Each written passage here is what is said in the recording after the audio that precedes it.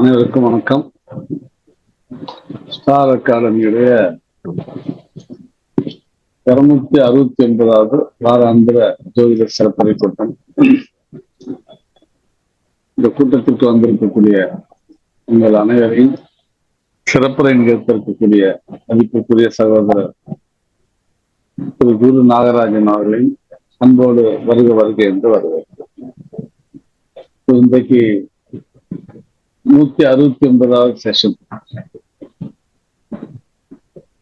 2-6-9 தர்மம் வந்திருக்கிறது. அதனால தர்ம கர்மாதிபதிகள் செயல்படும் விதம் அப்படிங்கிற தலைப்புல ஐயா குருநாகராஜன் ஐயா சிறப்புரை நிகழ்த்திருக்காங்க. என்னுடைய வேண்டுகோளை ஏற்று ஒரு 2 வாரத்துக்கு முன்னே பண்ண வேண்டியது ஐயா தவிர்க்க முடியாம பணியினால இன்றைக்கு ஒப்புக்கொண்டு இந்த நிகழ்ச்சியை வந்ததற்கு மிக்க மகிழ்ச்சி, நன்றியும் தெரிவித்துக் கொள்கிறேன். தர்ம கர்மாதிபதி அப்படின்னும் போது நான் அதுக்குள்ள விரிவா போகல. ஐயா அந்த பொறுப்பை ஏற்படுத்த கடந்த நிகழ்ச்சியில பேசும்போது சுகபிரம்ம மகரிஷியை பற்றி சொல்லியிருந்தேன். சுகபிரம்ம மகரிஷி எப்படி பாகவத்தை கொண்டு வந்தார் அப்படிங்கிற விஷயம் சொல்லியிருந்தேன். அந்த தொடர்ச்சியா இன்னும் சில விஷயங்களை சொல்லலாம்னு இருக்கிறேன். சுகபிரம்ம மகரிஷி பராசரருடைய பேரன். கிருஷ்ண தேவப்பனர் என்று சொல்லக்கூடிய வியாச மகரிஷியோட வேதவியாசருடைய புத்திரன். சுகர் என்றால் பச்சை கிளி, சுக் என்றால் பச்சை கிளி. அவன் அந்த பெயர்ல அவர் பச்சை கிளியோட முகம் கொண்டிருந்ததுனால வியாசர் ஒரு தேவகன்னிகையோட தொடர்பு கொள்ளும் போது, தொடர்புனா சரீர ரீதியாக இல்ல, மானசீகமாக தொடர்பு கொள்ளும் போது அந்த தேவகன்னிகையோட வேண்டுகோளை ஏற்று சுகபிரம்ம மகரிஷி பச்சை கிளியோட முகத்தோட பிறந்தார். அவங்க அன்னையோட முகம் அப்படி இருந்ததுனால இவர் இப்படி பிறந்தார். இவர் ஒரு மகரிஷி, ஒரு பிரம்ம ரிஷி வேணும்னு வியாசருடைய பிரார்த்தனைய பூர்த்தி பண்ணும் விதமாக சுகபிரம்ம மகரிஷி பிறந்தார். சார் கொஞ்சம் நீங்க மட்டும் அன்மியூட் பண்ணிக்கோங்க ஐயா. குருநாகராஜன் ஐயா, நீங்க மட்டும் அன்மியூட் பண்ணிக்கோங்க.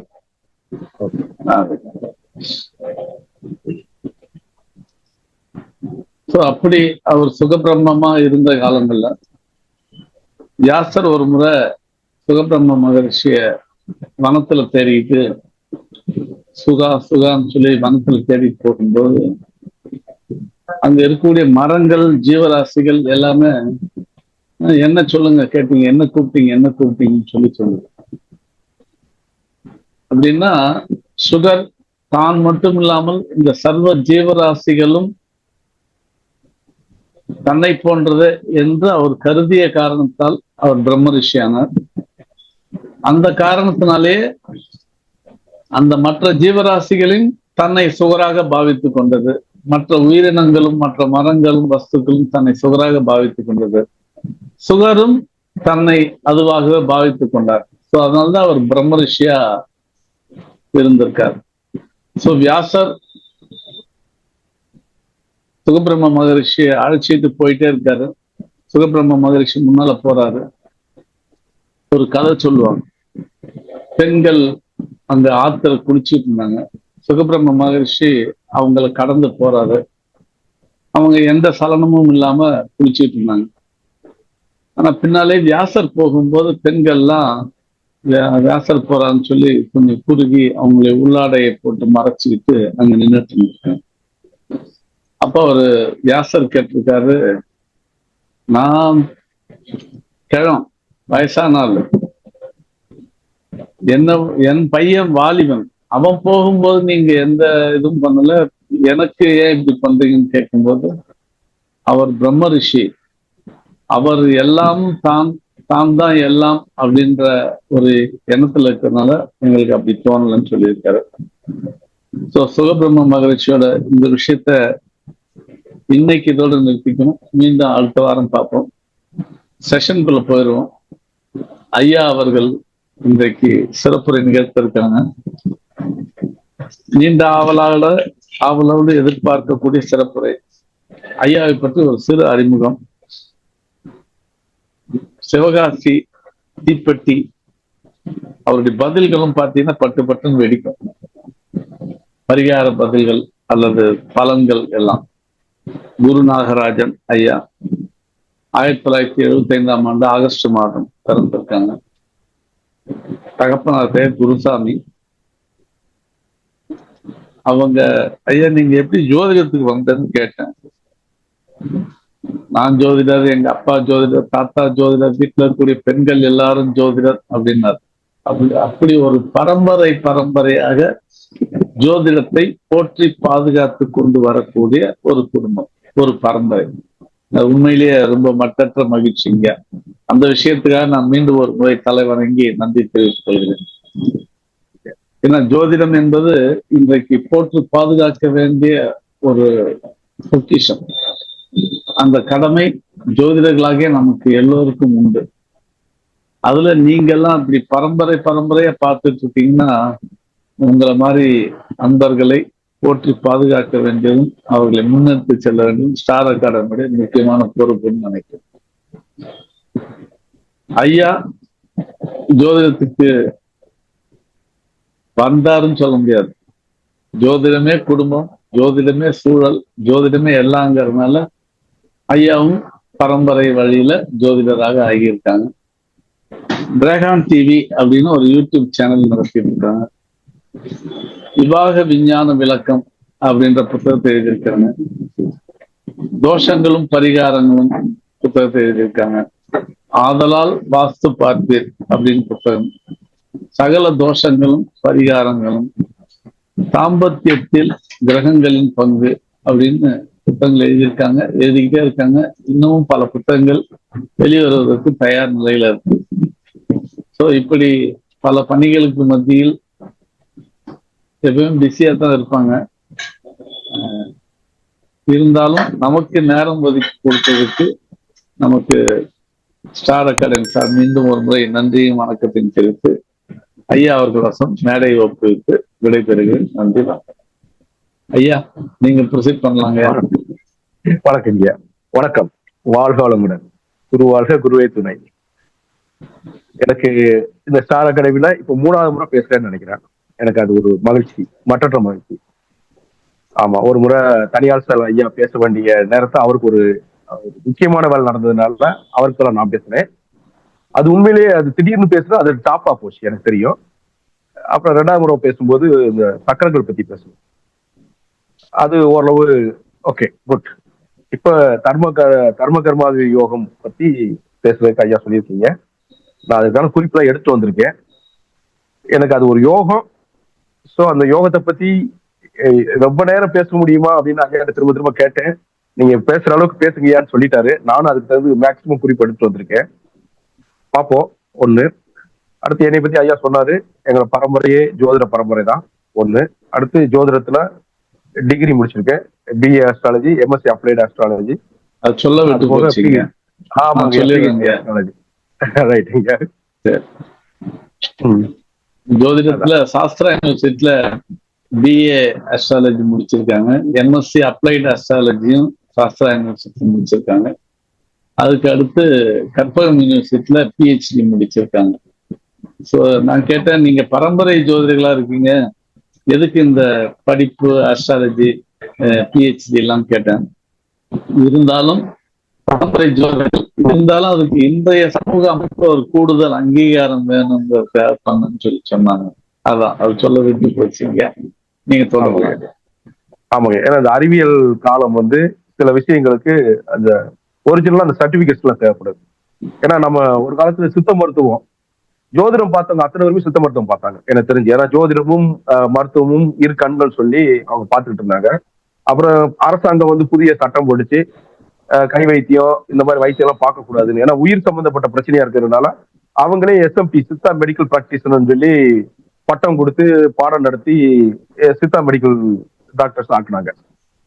அப்புறம் இப்ப இந்த ஜோதிடம் வரக்கூடிய ஆட்சியாளர்கள் ஸ்டேட்லயும் சரி சென்ட்ரல்லையும் சரி சில சமயம் ஆட்சியாளர்கள் மாறும் பொழுது காட்சி மாறும். அந்த காட்சி மாறும்போது ஜோதிடமும் அங்கீகரிக்கப்பட்ட ஒரு பாடமாக மாறி சில சமயம் இந்த ஜோதிடத்தை அந்த சர்டிபிகேட் உள்ளவங்க படிச்சவங்க தான் பார்க்கணுங்கிற ஒரு முடிவுக்கு வந்தாலும் வரலாம். என்னெல்லாம் நடக்கலாம். அது எடுக்கிறதுக்கு இன்னும் 5 வருஷம் ஆகலாம், 10 வருஷம் ஆகலாம். அப்படி வரும்போது நம்ம படிச்சவங்களா இருக்கணும் அப்படிங்கிறதுக்காக அந்த சர்டிபிகேட். ஸோ அதுக்கு எங்களுக்கு நல்லபடியா அமைஞ்சிச்சு. ஆனா உண்மையிலேயே நாங்க பட்டதேற்றப்பட்டது வந்து இங்க பல்கலைக்கழகத்துல இல்ல. மதுரையில பிஎஸ் ஐயர் ஜோதிட மன்றத்திலையும் எனக்கு தெரிஞ்ச தாராபுரத்துல குரு ராமசுப்பையாவோட அவங்க அந்த நாடி பிருகு நாடி ஜோதிடம் அங்க படிக்க வருவேன் நான். அண்ணன் வெங்கடேஸ்வர ராமசுப்பண்ணெல்லாம் நைட்டு கண் முழிச்சு எங்களுக்கு சொல்லி தருவார். அதாவது டிஸ்கஷன்ல அவர் சொல்லிக் கொடுக்குற சின்ன சின்ன பாயிண்ட் இருக்கும், ஆனா பயங்கரமா இருக்கும். அதை என்னைக்குமே அப்ளை பண்ணலாம், மறக்க முடியாத அளவுக்கு சொல்லி கொடுப்பாரு. ஸோ அதெல்லாம் என்னால மறக்க முடியாது சின்ன வயசு அதெல்லாம். ஸோ எங்களுக்கு அப்படிதான் நாங்க அந்த அந்த பட்டையில தான் நாங்க பட்டை திட்டப்பட்டோம்.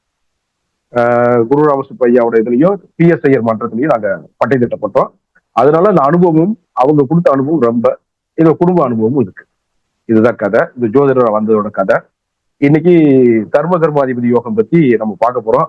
ஐயா ஒரு ஸ்லைடு வந்து இதுல ஷேர் பண்ணணும். இதுல பண்ணிடலாமா டைரக்டா?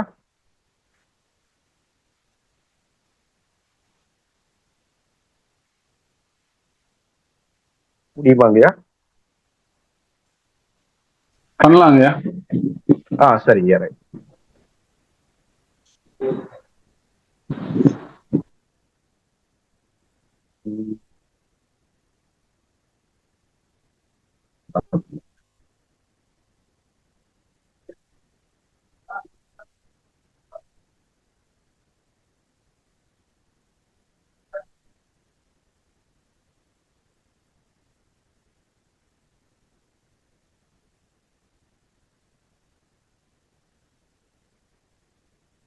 பிடிஎஃப் தான் வச்சிருக்கு.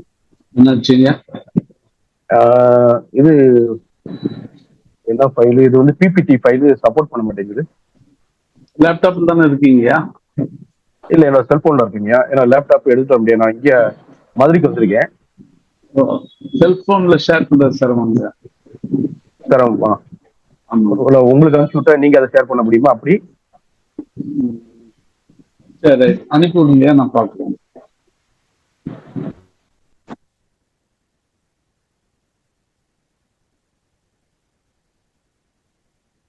எப்படிங்க பண்ண? இல்ல நான் பேசிடவா?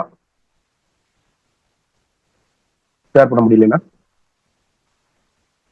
என்னோட வாட்ஸ்அப்ல அனுப்பி விடுங்க. ரைட்டுங்க. ஓகே, அப்படியே இல்லை.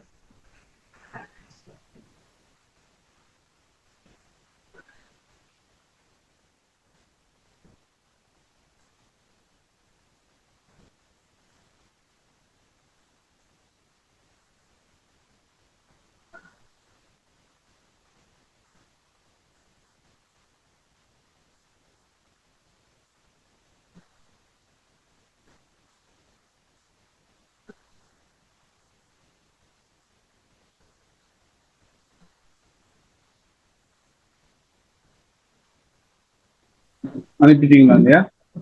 இந்த இருக்கையா பாக்குறேன்.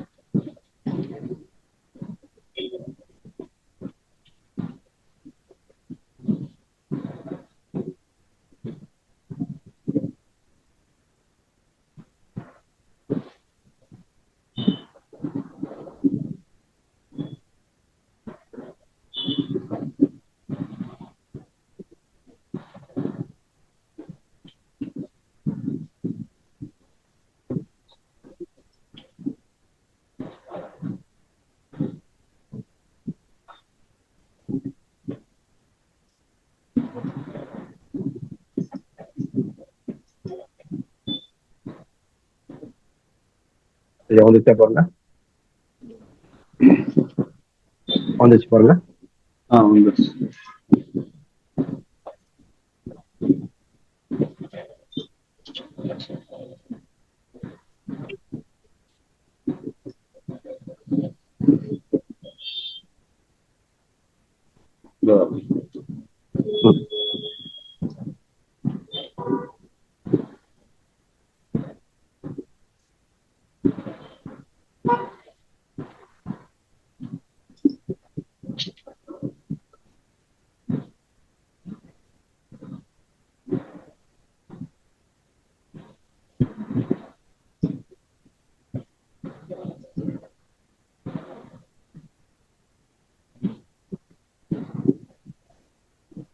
ஸ்கிரீன்ல தெரியுதுங்களாங்க? தெரியுதுயா. அதுக்கு மேல ஏதோ ஒரு ஸ்கிரீன் தெரியும். அது ரைட். இத கூட நீங்க ஃபுல் ஸ்கிரீன் ஆகலாம். ரைட். ஃபுல் ஸ்கிரீன் தெரியும். இல்ல அது ஸ்லைட்ஸ் ஒரு ரன் பண்ணணும் நீங்க. ஆக்சுவலா என்னங்க, ஸ்லைட்ஸ் ஒரு ரன் பண்ணுனீங்கன்னா இதா வரும். இல்லாட்டி தனித்தனியா. ஆமா, ஏதாவது சைட்லயும் தெரியும் அது. ரைட், நீங்க பேசுங்க. நான் ஓகே. இந்த நம்ம யோகம் அப்படிங்கும் போது இப்ப நம்ம பார்க்க போறது தர்ம கர்மாதிபதி யோகம். இது வந்து தர்ம கர்மாதிபதி யோகம்னா இது வாழ்வை மாற்றம் ராஜயோகம் சொல்லி நான் இத சொல்லியிருக்கேன். ஏன் அப்படின்னா இது ஒரு ராஜ யோகத்தை தான் தரும். ஏன்னா ஒரு கோணாதிபதியும் ஒரு கேந்திராதிபதியும் சேரக்கூடிய யோகம். அதனால இந்த தர்ம கர்மாதிபதி யோகம் வந்து வாழை மாற்றக்கூடிய ராஜயோகம் சொல்றோம். இது ஏன் அப்படி சொல்றோங்கிறதுக்கு இன்னொரு காரணமும் இருக்கு. அதாவது கிரக சேர்க்கைகள் வந்து யோகம் நமக்கு எல்லாருமே தெரியும். அதே மாதிரி சில கிரகங்கள் சில ராசிகள்ல இருந்தா யோகம். அப்புறம் சில கிரகங்கள் இந்த லக்னத்திற்கு இந்த பாவத்துல இருந்தால் அது ஒரு யோகம். சில கிரகங்கள் சந்திரனுக்கு இந்த இடத்துல இருந்தா யோகம் அப்படின்னு சொல்லி இருக்கு. அப்ப இது யோகங்கிற வார்த்தை வந்து ஒரு வார்த்தை இல்லைன்னு சொல்லல. ஆனா இதோட பதில் என்னவா இருக்கும் அப்படின்னா, அதாவது இந்த யோகம் வந்து நல்லதையும் செய்யும் தீயதையும் செய்யும். கிரக இணைவு யோகம் சொல்றோம். ராசிகள்ல கிரகங்கள் சேர்றது ஒரு யோகம்.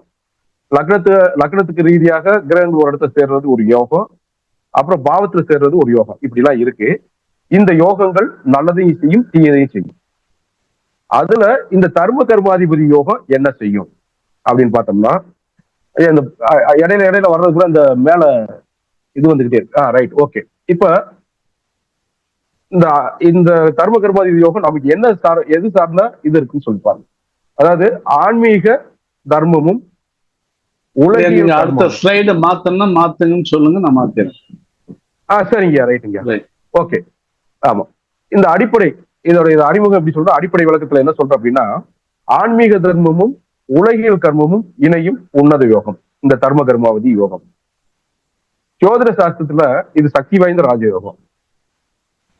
அப்புறம் பாத்தீங்கன்னு வச்சுங்களேன், ஜோதிடத்தை பலனோ யோகங்கள் இருந்தா கூட ஒரு மனிதனோட சமூக அந்தஸ்து, அப்புறம் அவருக்கு செய்யக்கூடிய தொழில், இது ரெண்டையும் தீர்மானிக்கிறது இந்த யோகம் தான் முதன்மையா நிக்குது.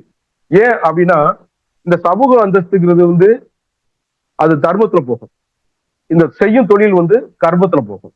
அதனால இது ரெண்டு சேர்றதுனால இந்த யோகம் இது ரெண்டையுமே நமக்கு சொல்றதுல முதன்மையா நிக்குதுங்கிறதா இந்த அடிப்படை விளக்கம்.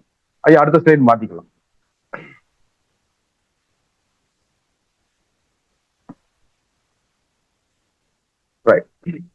அப்ப இந்த 2 மணி நேரம், ஆனா 2 மணி நேரம் என்னால முடியுமான்னு எனக்கு தெரியல. முதல்ல ஒரு சந்தேகமா சொல்லியிருக்கேன், இருக்கட்டும். இந்த 2 மணி நேரத்துல நம்ம என்ன கத்துக்க போறோம் அப்படின்னா, 9 மற்றும் 10ஆம் வீட்டோட ரகசியங்களை கொஞ்சம் கத்துக்க போறோம். அப்ப ரகசியங்களை நான் ஏற்கனவே, அதாவது எப்படி சொல்றேன்னா, இந்த பாவகம் 9ஆம் பாவம் சார்ந்த இந்த காரகத்துவத்தை நான் வரைக்கும் சொல்ல போறது கிடையாது. ஏன்னா அது நமக்கு தெரியும். தகப்பனாரு, இறை வழிபாடு, தூரதேச பயணம், இது மாதிரி சில விஷயங்கள்லாம் இருக்கு. அப்புறம் பாவ ரீதியாக பார்க்கும்போது இந்த 9ஆம் பாவம் ஒவ்வொரு பாவத்திற்கும் ஒவ்வொரு மாதிரி வேலை செய்யும். அதாவது லக்ன பாவத்துக்கு 9ஆம் பாவமா வேலை செய்யும், 2வது பாவத்துக்கு 8வது பாவமா வேலை செய்யும். இப்படி தனித்தனியா பிரிச்சு பார்க்கும்போது 10ஆம் பாவத்துக்கு அது 12வது பாவமாகவும் வேலை செய்யும். சரிங்களா? சோ இந்த மாதிரிலாம் இருக்கிறதுனால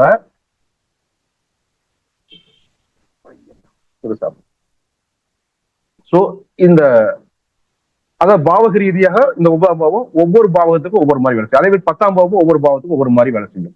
ஒரு பாவத்துக்கு விரைய பாவமா வரும், ஒரு பாவத்துக்கு வரவு பாவமாகவும் மாறும். இப்படி ஒவ்வொரு பாவமும் மாறுறதுனால இதை பத்திய விஷயங்களை கொஞ்சம் 2 மணி நேரத்துல என்னென்ன சொல்ல முடியுமோ சொல்றேன் நான். அடுத்து ஒவ்வொரு லக்னத்திற்கும் இந்த யோகம் செயல்படும் விதம் எப்படி இருக்குன்னு பார்க்க போறோம்.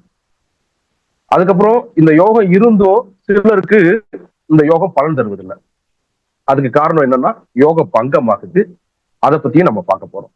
ரைட்டுங்களா? அடுத்த ஸ்லைடு. ரைட். தர்மம் மற்றும் கர்மம், இந்த தத்துவ பின்னணி சொல்றேன். 9ஆம் வீடு தர்மஸ்தானம். இந்த 9ஆம் வீடுங்கிறது வந்து பாக்கியஸ்தானம், தர்மஸ்தானம் சொல்லி சொல்றோம். இது பூர்வ புண்ணியம், தந்தை, அதாவது 5ஆம் பாவம் பூர்வ புண்ணியம் சொல்லுவோம். இருந்தாலும் இது பாவாத் பாவத்துல வரும்போது இந்த பூர்வ புண்ணியத்துல இதுவும் முக்கியமானதுதான். அப்புறம் தந்தையோட பாவம் சொல்றோம், அது குரு. உங்களோட குரு பத்தி சொல்லணும்னா இந்த பாவத்தை பத்தி சொல்லணும். ஏற்கிறது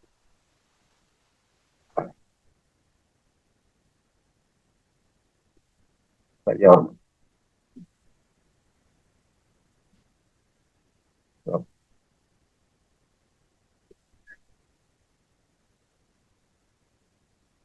ஐயா சொல்லுங்க. ரைட். அது என்ன மேல ஏறி இறங்கிக்கிறது, அதுதான். சரி, இது ஒருவேளை இந்த ரன்னு ஒன்று இருக்கும் சார். F5 போட்டீங்கன்னா ரன் வரும். இல்லாட்டி F5 போட்டா உங்களுக்கு சைட்ல இருக்கிறது தெரியாது. பரவாயில்லையா? அந்த இந்த அது தேவையில்லைங்க. அது வேணா முன்னாடி நீங்க பண்றதுக்கு இந்த லெஃப்ட் ரைட் கீ பிரஸ் பண்ணா மேல top up key down key press பண்ணா முன்னாடி பின்னாடி வரும். ரைட். சரி, ஓகேங்க. ஸோ இது உங்களோட குருவை பத்தி சொல்றது இந்த 9ஆம் பாவம் தான். உங்களோட நேர்மையை குறிக்கக்கூடியதும் இந்த 9ஆம் பாவம் தான். அதுக்கப்புறம் பாத்தீங்கன்னா ஒரு மனிதன் செய்யக்கூடிய நற்செயல்களோட சேமிப்பு கணக்கு இது இங்கதான் வருது. அதே மாதிரி 10ஆம் பாவம் எடுத்துக்கிட்டீங்கன்னா இது கர்மஸ்தானம். 10ஆம் வீடுங்கிறது ஜீவனஸ்தானம் சொல்லுவாங்க, கர்மஸ்தானம் சொல்லுவாங்க.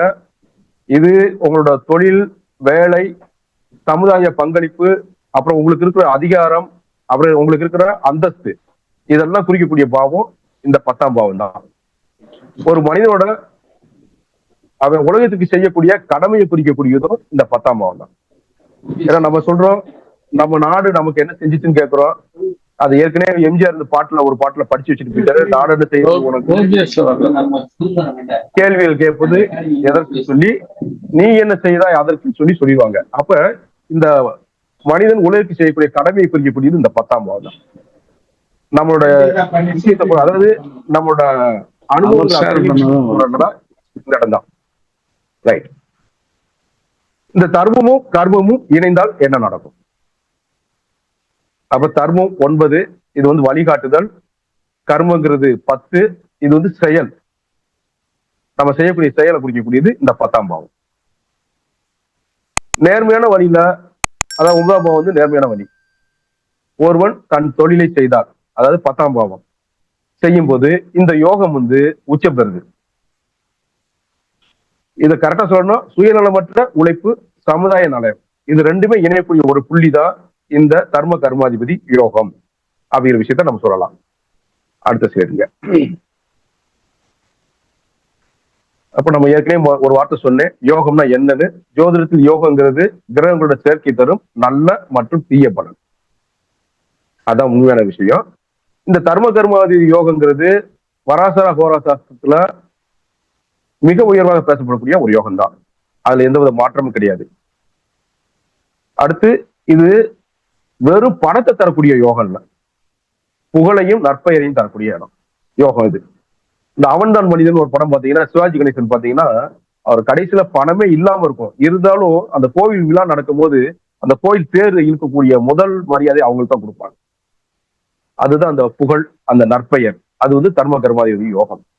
அப்ப நான் கூட பல விஷயங்களை தேடி பார்த்தேன். அதாவது பெரிய பெரிய பணக்காரங்களா இருக்காங்க இல்லையா, அவங்க ஜாதகத்துல இந்த தர்ம கர்மாதிபதி யோகம் இருக்கான்னு பார்த்தேன். அது பணம் சேர்க்கக்கூடிய யோகமா இருக்கிறதுனால அதுல பெருசா அதுல காட்டல. தேடி தேடி பார்த்ததுல கிடைக்கல, விட்டுட்டேன். அப்புறம் சில யோகிகள் ஜாதகத்தை எடுத்து பார்த்தா, இந்த ஆன்மீக சம்பந்தப்பட்ட விஷயங்கள் எடுத்து பார்த்தா அதுல மேக்சிமம் அந்த தர்ம கர்மாதிபதி யோகம் வருது. சில பெரிய ஆசிரியர்கள், அதாவது தன்னோட அறிவை மற்றவங்களுக்கு தானமா குடிக்கக்கூடியவங்க ஜாதகத்துல இந்த தர்ம கர்மாதிபதி யோகம் இருக்கு, நல்லாவே தெரியுது. பணம் சார்ந்த விஷயத்துல போகும்போது அது பெருசா காட்டல. அது அப்போ புகழையும் உங்களோட நற்பெயரை குறிக்கக்கூடிய யோகம் இந்த தர்ம கர்மாதிபதி யோகம் அப்படிங்கிறத மனசுல வச்சுக்கோங்க. பணத்தை மட்டும் தரக்கூடிய யோகம் இல்லை, அது மனசுல ஸ்ட்ராங்கா பதிய வச்சுக்கோங்க. ரைட்டுங்க, அடுத்த ஸ்லைட்.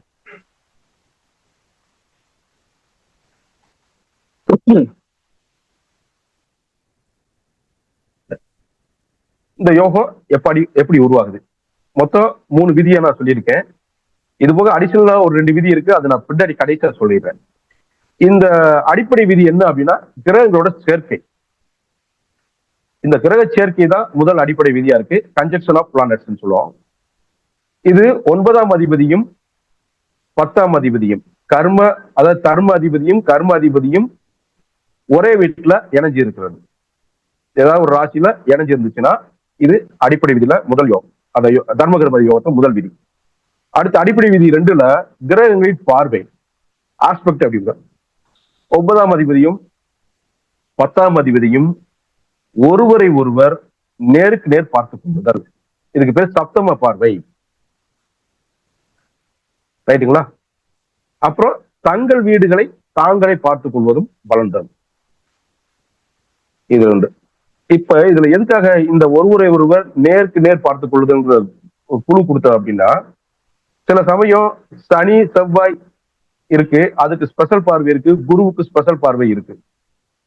நம்ம என்ன நினைக்கிறோம், ஒரு கோள் வந்து இன்னொரு கோளை பார்த்துருது. இப்ப செவ்வாய் 4ஆம் பார்வையாக சுக்கிரனை பார்க்கறதா வச்சுக்குவோம், இல்ல செவ்வாய் 4ஆம் பார்வையாக குருவை பார்க்கறதா வச்சுக்குவோம். ஏன் இந்த ரெண்டு கிரகத்தை தான் இந்த தர்ம கர்மாதிபதி யோகத்துக்கு எடுத்துக்க முடியும்? அதாவது 9, 10ங்கிறதுனால அடுத்தடுத்த வீட்டுக்குரிய கோள்களை தான் அது பார்க்கும். அது 9ஆம் இடத்து அதிபதி குருவா இருந்தா 10ஆம் இடத்து அதிபதி செவ்வாயா இருக்கும்.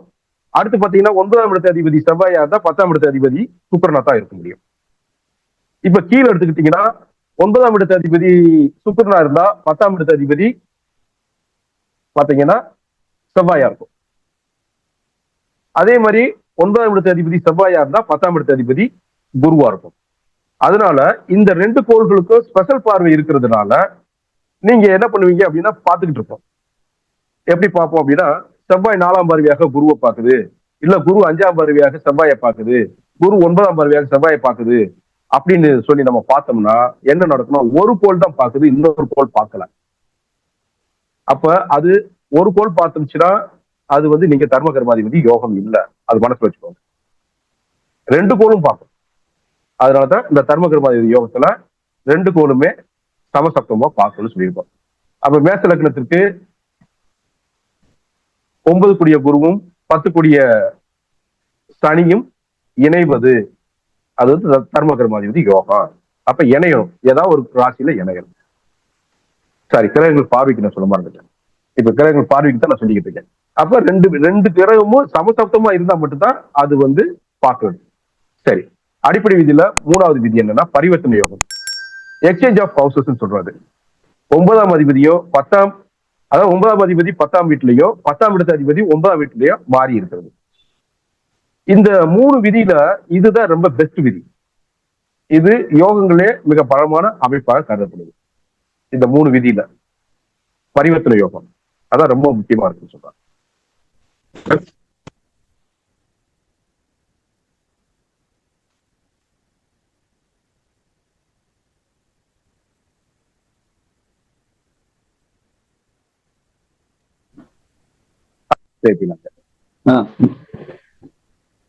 சொல்லுங்க, அடுத்த ஸ்லைடா?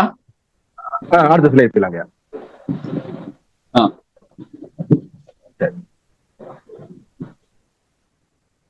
இதுல ஒரு ரகசிய குறிப்பு, இது வந்து கிட்டன் ஆக்சியம்ஸ் சொல்லுவோம். அந்த பரிவர்த்தனை யோகம், எக்ஸ்சேஞ்ச் யோகம் இருக்கு இல்லைங்களா, செயற்கையை விட சொல்லியிருக்கேன், இந்த 2 அதிபதிகளும் இடம் மாறி பரிவர்த்தனை யோகம் இருக்கிறது 100% அதிக பலனை தரும். இதுல ஒரு முக்கியமான விஷயம் என்ன பார்க்க வேண்டியதுன்னா, நவாம்ச பலன் பார்க்கணும்.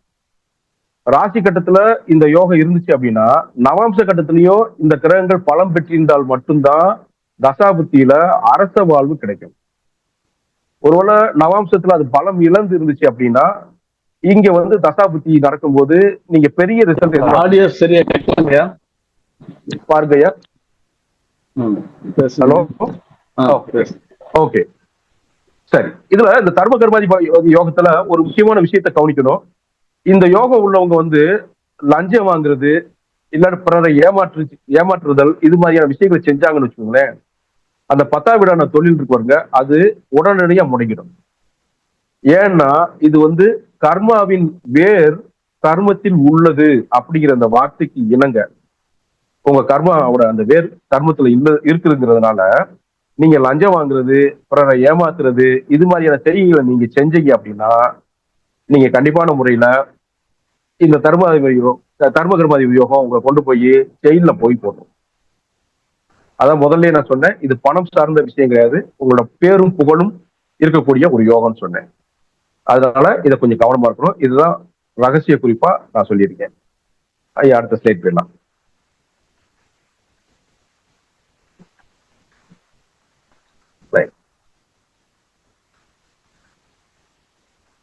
இந்த பரிவர்த்தனை யோகம், ஐயா அதுக்கு முன்னாடி ஒரு ஸ்லைட் இருக்குன்னு நினைக்கிறேன், பாருங்க.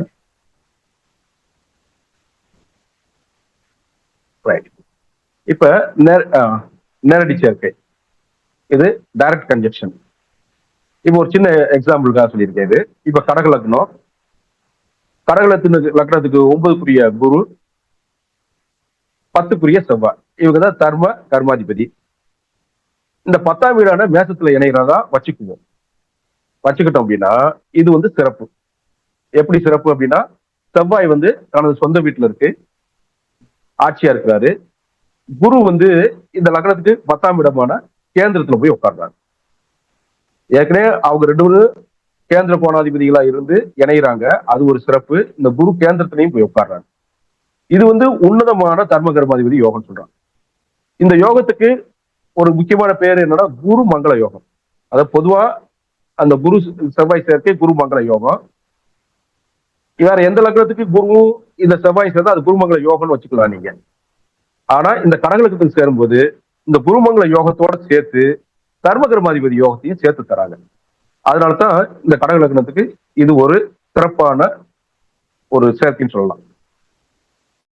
அடுத்த ஸ்லைட் போயிடலாம். இது மிதுன லக்னம்.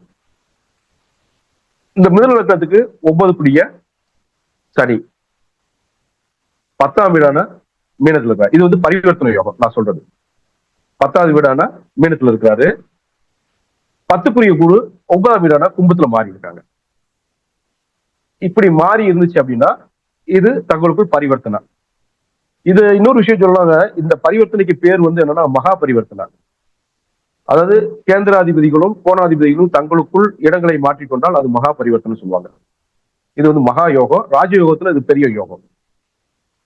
அது ராஜயோகத்துக்கும் நம்ம சொல்லுவோம், அதோட சேர்த்து மகா பரிவர்த்தனை சொல்லுவோம். இங்க சொல்லும் போது தர்ம கர்மாதிபதி யோகத்தையும் சொல்றோம். அப்ப இந்த சேர்க்கையை விட இந்த பரிவர்த்தனை வந்து எக்ஸ்சேஞ்ச் வந்து ஜாதகருக்கு வந்து தொழில அசுர வளர்ச்சியை தரும். ஒரு வீட்டின் அதிபதி வந்து மற்ற வீட்டை வழிபடுத்துவதால வாழ்நாள் முழுவதும் நற்பலன்கள் கிடைக்கும். இதுல எந்தவித மாற்றமும் கிடையாது. அப்ப இந்த மிதுன லக்னத்துக்கு சனியும் குருவும் இணைகிறது சிறப்பு. அதாவது பரிவர்த்தனை சிறப்பு. இதுல இன்னொரு பரிவர்த்தனை இருக்கு. அதாவது மீன குரு மகர சனி பரிவர்த்தனை ஆச்சுன்னா திருமண வாழ்க்கையில ஃபெயிலியர் ஆகும். அதை மனசுல வச்சுக்கோங்க. இது தனியான ஒரு குறிப்பு. யாருக்காவது இருந்துச்சுன்னா பாருங்க. மீன குரு மகர சனியுடன் பரிவர்த்தனை ஆயிருந்தால் அவர்களுக்கு திருமண வாழ்வு கசக்கும். ஒரு டைவர்ஸ் உண்டு, இல்லாட்டி 2 திருமணம் உண்டு. இது ஒரு சிறு குறிப்பு, நீங்க மனசுல வச்சுக்கோங்க. ஏன்னா நம்ம இங்க போட்டுட்டது கும்பச்சனியும் மீன குருவும் பரிவர்த்தனை. நான் 2வது சொன்னது வந்து மகர சனியும் மீன குருவும் பரிவர்த்தனை திருமண வாழ்க்கையில கசக்கும். அதை மனசு வச்சுக்கோங்க. ரைட். அடுத்த ஸ்லைடு போயிடலாம். சமசப்தம பார்வை, அது வந்து மியூச்சுவல் ஆஸ்பெக்ட் சொல்றோம். இது வந்து சிம்ம லக்னத்துக்கு நான் ஒரு குறிப்பு போட்டிருக்கேன். இப்ப சிம்ம லக்னத்துக்கு 9க்குரிய செவ்வாய் தனுசு ராசியில இருக்கிறதா வச்சுக்குவோம். இந்த 10 சுக்கிரன் மிதுன ராசியில இருக்கிறதா வச்சுக்கிட்டா இது ரெண்டுமே பாத்தீங்கன்னா நேருக்கு நேர் சமசப்தம பார்வையா பார்த்துக்கிறோம். இந்த கிரகங்கள் வந்து பாத்தீங்கன்னா ஒன்னா இணையல என்றாலும் இந்த பார்வையின் மூலம் தர்மமும் கர்மமும் வலுவாக பிணைக்கப்பட்டுள்ளது சமசப்தம பார்வையா இருக்கிறதுனால. நான் இங்க இது சொல்லும் போதுதான் நான் முதல்ல ஒரு வார்த்தை சொன்னேன். இந்த சுக்கிரன் மிதுன ராசியில இருக்கிறாரு, செவ்வாய் வந்து தனுசு ராசியில இருக்கிறாரு. ஒருவேளை இதே செவ்வாய் மீன ராசியில இருந்து இந்த சுக்கிரனை பார்த்தாருன்னு வச்சுக்கோங்க, இது தர்ம கர்மாதிபதி யோகம் இல்ல. ஏன்னா 4ஆம் பார்வையா தான் சுக்கிரனை பாக்குறாரு. ஆனா சுக்கிரன் வந்து செவ்வாயை பார்க்கல. அதனால இந்த பார்வையை நம்ம எடுத்துக்க கூடாது. அதாவது மீனத்துல இருந்து பார்க்கக்கூடிய செவ்வாயோட பார்வையை மிதுனத்துல இருக்கிற சுக்கிரனை பார்க்கும் போது அதை எடுத்துக்க கூடாது. 7ஆம் பார்வையாக மட்டும்தான் நம்ம எடுத்துக்கணும். அதுக்காகத்தான் இந்த குறிப்பிட்டிருக்கேன். இது வந்து எப்படின்னா கிரகங்கள், அதாவது கிரகங்களை வந்து ஒன்னா இணையலாம், ஆனாலும் பார்வையில இருக்கு சமசப்தம பார்வையில இருக்கனால இந்த தர்ம கர்மாதி யோகத்தை இந்த சிம்ம லக்னத்துக்கு இந்த செவ்வாயும் சுக்கிரனும் செய்யறாங்க.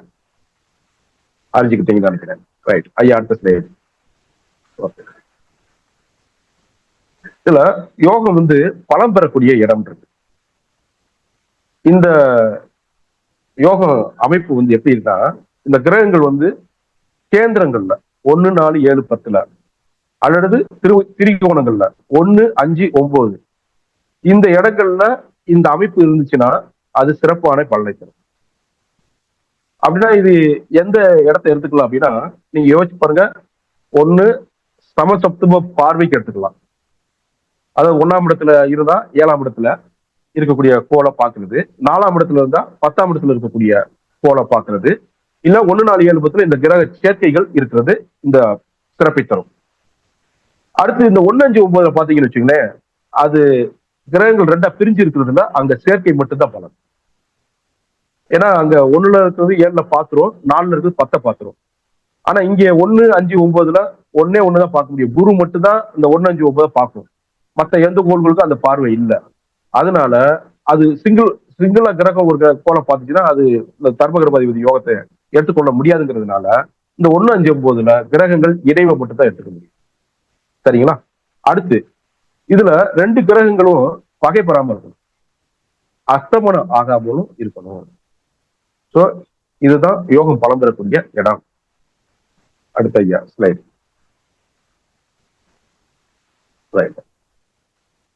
அதுக்கு முன்னாடி ஸ்லைடு இருக்கா பாருங்க. முன்னாடி ஸ்லைடு. Right, okay. இப்ப நான் என்ன சொல்லியிருக்கேன்னா, லக்ன வாரியாக தர்ம கர்மாதிபதி யோகங்கள் யாருக்கெல்லாம் அமையும், யார் யாரை வச்சுலாம் அமையும் சொல்றாங்க. இல்லாட்டி அது எப்படி ஒரு பலனை கொடுக்குங்கிறத நம்ம பாக்குறோம். இப்ப நம்ம நெருப்பு ராசிகள் அப்படின்னு எடுத்துக்கிட்டீங்கன்னா மேசம், சிம்மம், தனுசு. இந்த நெருப்பு ராசிகளுக்கு பாருங்க, மேச ராசிக்கு குரு 9ஆம் இடத்துக்கு அதிபதி, அதாவது மேச லக்னம் இங்க. அடுத்து சனி 10ஆம் இடத்துக்கு அதிபதி.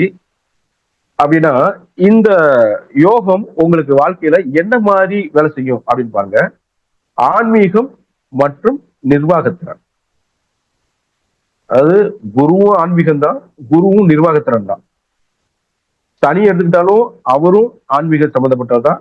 நிர்வாகத்துக்கு சனியும் ஒரு முக்கியமான காரணம் தான். ஸோ இங்க ஆன்மீகம் மற்றும் நிர்வாகத்திறன் கூடும் அவருக்கு. இந்த குரு சனி சேர்க்கைக்கு மேச லக்னக்காரனா இருக்கிறாரு அப்படின்னா கண்டிப்பான முறையில நீங்க அவரை சொல்ல முடியும், இவர் ஆன்மீகம் மற்றும் நிர்வாகத்திறன் அதிகம் உள்ள மனிதன் அப்படின்னு தெரிஞ்சுக்கிட்டு அவன் கையில நீங்க நிர்வாகத்திறனை ஒப்படைக்கலாம். ஒரு கோவில் கும்பாபிஷேக வேலை நடக்குது அப்படின்னா இந்த சேர்க்கை உள்ள ஆள்கிட்ட நீங்க சாவியவோ அந்த நோட்டு புக்கையோ ஒப்படைச்சிங்கன்னா அவரது நிர்வாகத்திறன் மூலமாக அந்த கும்பாபிஷேகத்தை நல்லபடியா செஞ்சு நடத்தி கொடுத்து கையில கொடுத்துருவாரு. அதுதான் இந்த மேசம். சிம்ம லக்னக்காரங்க எடுத்துக்கோங்க. செவ்வாய் 9க்குரியவர், சுக்கிரன் 10க்குரியவர். இங்க பாருங்க, செவ்வாய் வந்து அதிகாரம், சுக்கிரன் வந்து ஆடம்பர தொழில். சோ இது ரெண்டும் இணைந்த ஒரு தர்ம கர்மாதிபதி யோகத்தை இந்த சிம்ம லக்னக்காரர்களுக்கு அவர் தருவாரு. அதுல எந்த வித மாற்றமும் கிடையாது. அதுக்கப்புறம் தனுசு ராசி, அதாவது தனுசு லக்னம். 9ஆம் இடத்து அதிபதியாக சூரியனும் 10ஆம் இடத்துக்கு அதிபதியாக புதனும் இருப்பதால் இவங்களுக்கு எந்த மாதிரியான அந்த தர்ம கர்மாதிபதி யோகத்தை தோற்றுவிக்குது அப்படின்னா, அந்த சூரியன் அரசு துறையவும் புதன் அறிவு சார்ந்த தொழில். அப்ப நிபுணத்துவம் நிறைந்த தொழில். அப்படி இருக்கக்கூடிய ஒரு அமைப்புல அவருக்கு இந்த தர்மகர்ம யோகத்தை உண்டு பிடிக்கிறது. அடுத்த ஸ்லைடு. நிலராசிகள். இந்த நிலராசியில ரிஷபராசி, ரிஷப லக்னத்துக்கு நம்ம சொல்றோம். 9ஆம் இடத்து அதிபதியாகவும் 10ஆம் இடத்துக்கு அதிபதியாகவும் சனியே வருவதால் ஆடியோ சரியா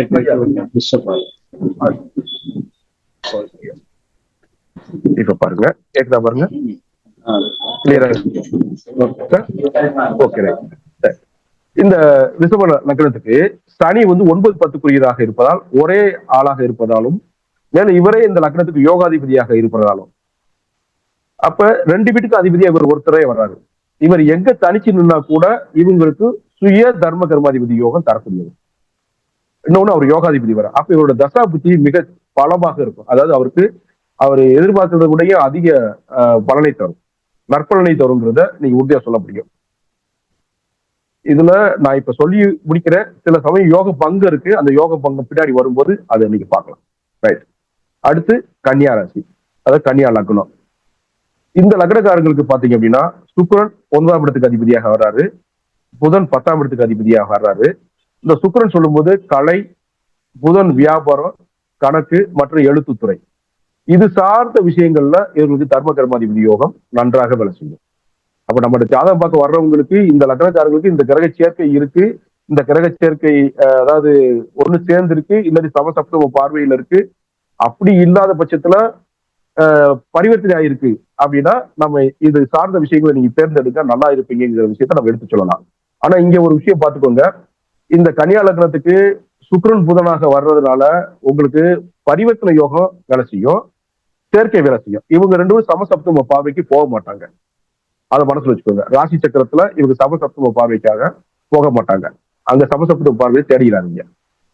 ஏன்னா சுக்கிரனும் புதனும் 7 ராசி கட்டத்துக்குள்ள பிரிய மாட்டாங்க, 6 கட்டம் பிரிய மாட்டாங்க, அதிகபட்சம் 3 ராசி கட்டத்துக்குள்ளேயே வந்துருவாங்க. சோ இதையும் மனசுல வச்சுக்கணும். சரி, அடுத்து மகரம். ஏன்னா இது நில ராசியா வர்றதுனால மகர லக்னத்துக்கு பலன் எப்படி சொல்லணும்னா, புதன் 9ஆம் இடத்துக்கு அதிபதியா வர்றாரு, சுக்கிரன் 10ஆம் இடத்துக்கு அதிபதியாக வர்றாரு. இது ரிஷபத்தை போன்றுதான், 2 பேருக்குமே அதே தான். சுக்கிரனும் புதன் யோகக்காரர்களா இருக்கிறதுனால இவர்களுக்கு இருவருக்கும் இந்த கன்னியா லக்னத்துக்கு என்ன பலன் சொல்லணுமோ அதே பலனை இவங்க சொல்லலாம். அப்ப இந்த இணைவு இருந்துச்சு அப்படின்னா நம்ம கவனமா பார்த்து உங்களுக்கு இந்த பலன்லாம் இருக்குங்கிற விஷயத்த சொல்லலாங்க. மகிழ்ச்சி. அடுத்து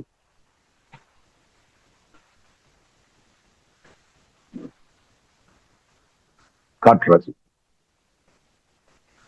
மிதுனம். இந்த காற்று ராசியில வர்றதுன்னா மிதுனம், துலாம், கும்பம் வருது. இந்த மிதுன லக்னத்துக்கு சனி 9ஆம் இடத்து அதிபதியாக வர்றாரு, குரு 10ஆம் இடத்துக்கு அதிபதியா வர்றாரு. சட்டம், போதனை, அப்புறம் பெரிய நிறுவனங்களோட தலைமை. ஏன்னா நான் குரு சொல்லும் போது அந்த தாசில்தாரு, கலெக்டரு, இவங்களுக்கு அந்த குரு நல்லா இருந்துச்சுன்னா அங்க தாசில்தாராகவும் கலெக்டராகவும் மாறக்கூடிய வாய்ப்பு உண்டு. அது சனி இருந்துச்சுன்னா மக்கள் தொடர்பு, பொதுஜன தொடர்பு, இதெல்லாம் சனியோட சேர்க்கை, சனியோட காரகத்துவமா இருக்கிறதுனால இவங்களுக்கு இந்த மாதிரியான பெரிய பெரிய விஷயங்கள்லாம் வரும். அப்படி இல்லாட்டி ரொம்ப பெரிய நிறுவனங்களுக்கு சிஇஓ அப்படி போகக்கூடிய வாய்ப்புலாம் உண்டு. அடுத்து துலாத்துக்கு எடுத்துக்கிட்டீங்கன்னா துலா லக்னத்துக்கு 9ஆம் இடத்து அதிபதியாக அவர் புதன் வர்றாரு, 10ஆம் இடத்துக்கு அதிபதியாக சந்திரன் வர்றாரு. இவங்க இருவர் சேர்க்கை வரும்போது வெளிநாட்டு தொடர்பு, பயணம் சார்ந்த விஷயம்லாம் அந்த சந்திரனை குறிக்கக்கூடியது. மக்கள் தொடர்பு சந்திரனை குறிக்கக்கூடிய, வியாபாரம் சம்பந்தப்பட்ட விஷயம் புதன், சிறு வியாபாரி புறமே இந்த புதனை தான் குறிக்கும். அப்போ ஆடிட்டிங் வேலை இது மாதிரி சம்பந்தப்பட்ட விஷயம்லாம் இந்த புதனை குறிக்கும். அப்ப இவங்க இருவரும் இணையும் போது வெளிநாட்டு சம்பந்தப்பட்ட எக்ஸ்போர்ட் இம்போர்ட் சம்பந்தப்பட்ட பிசினஸ் செய்யலாம். அதே சமயம் மக்கள் தொடர்பு இருக்கிறதுனால அரசு சார்ந்த விஷயங்கள்லயும் இவங்க வரலாம். அந்த மாதிரி இருக்கக்கூடிய நபர்கள் அப்படி இருப்பாங்க, இந்த கிரக இணைவு இருக்கும்.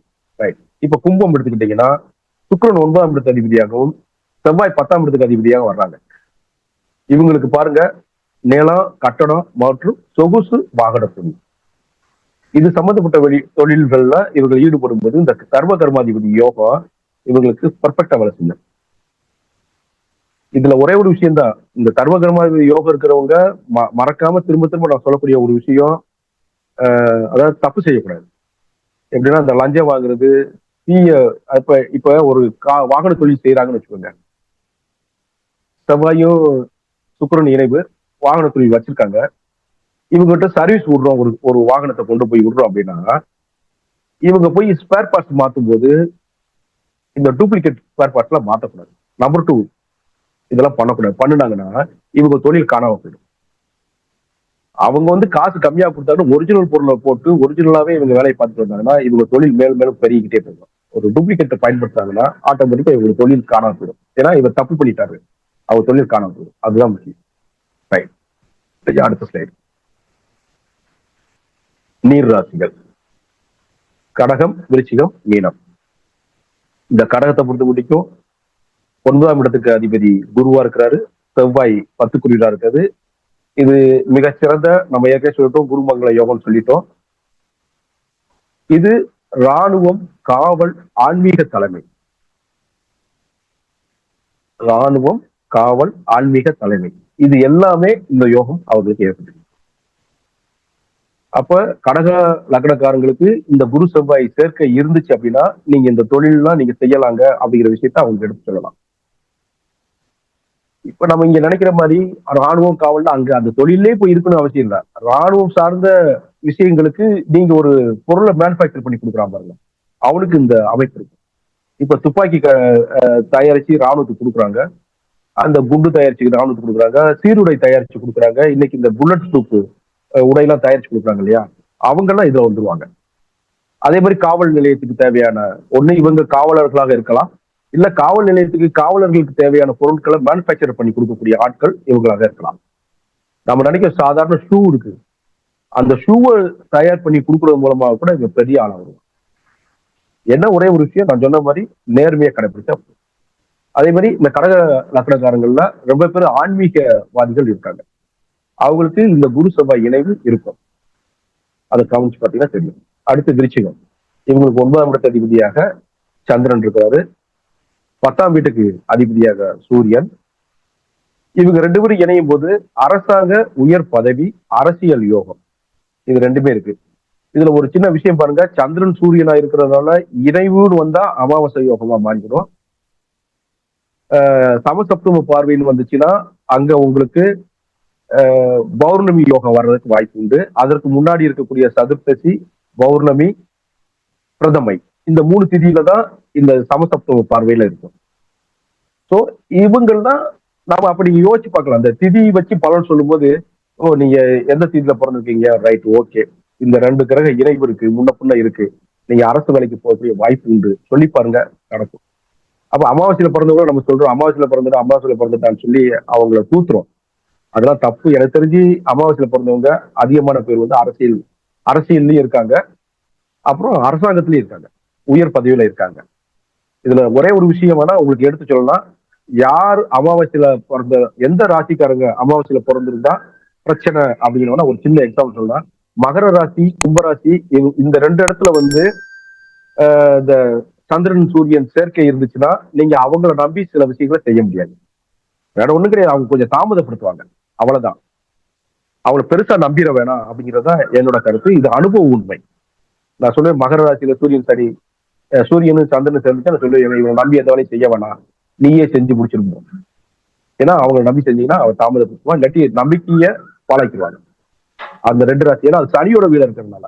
மற்ற வீட்டுல வந்து இந்த சந்திரன் சூரியன் இணைவு நல்ல பலனையே தர்றாங்க. அனுபவ உண்மை, நீங்க செக் பண்ணி பாருங்க.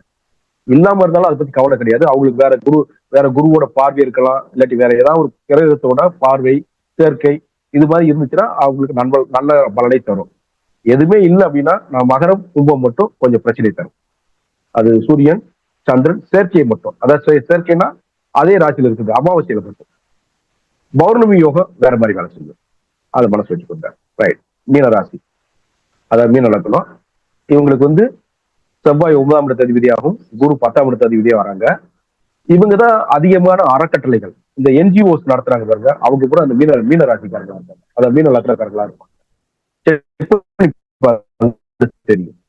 அறக்கட்டளைகள், நீதித்துறை, ஆலோசனை வழங்குதல், இவங்கெல்லாம் இந்த செவ்வாய் குரு சேர்க்கை இருந்து மீனலக்கணமாக இருந்தால் இந்த துறையில பூரா மின்னக்கூடிய நபர்களாக இருப்பார்கள். இதெல்லாம் நீர்ராசிக்குரியது. ஐயா, காற்று ராசி முடிஞ்சிருக்குங்க, நீர் ராசி முடிஞ்சு. ஓகே. ஸோ இதுல இருந்துகிட்டு ஃபைனலா என்ன வந்திருக்கு அப்படின்னா செல்ஃப் செக். அதாவது எப்படின்னா உங்களோட லக்னம் உங்களுக்கு தெரியும், உங்க ஜாதகத்துல இந்த இணைவு இருக்கா அப்படிங்கிற விஷயத்த நீங்க செக் பண்ணி பார்த்துக்கோங்க. இப்ப ஏற்கனவே சொன்னதுதான், இருந்தாலும் ஒரு கோயிங் த்ரூ பண்றேன். மேசராசிக்கு குரு சனி சேர்க்கை. ரிஷபம், அதாவது நான் சொல்றது லக்னம், மேச லக்னத்துக்கு குரு சனி சேர்க்கை. ரிஷப லக்னத்தை பொறுத்த முடிக்கும் சனி அவரு தனி ஒருவரா இருக்கக்கூடியதுனால தனி ஒருவராகவே யோகம் தந்துருவாரு. இது ஒண்ணு.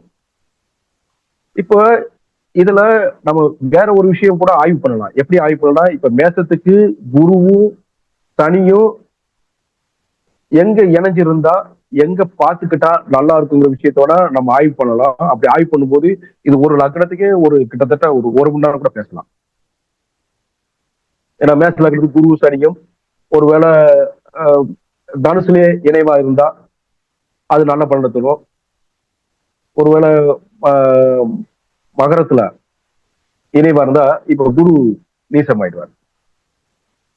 நல்லா பாருங்க, அங்க சனி ஆட்சியா இருக்கிறாரு, ஆனா நீச பங்கம். அப்புறம் லக்னத்துக்கு அவர் 10ஆம் இருக்கிறதுனால நீச பங்க ராஜ யோகம். இப்ப இப்படி நம்ம ஆய்வு பண்ணலாம்.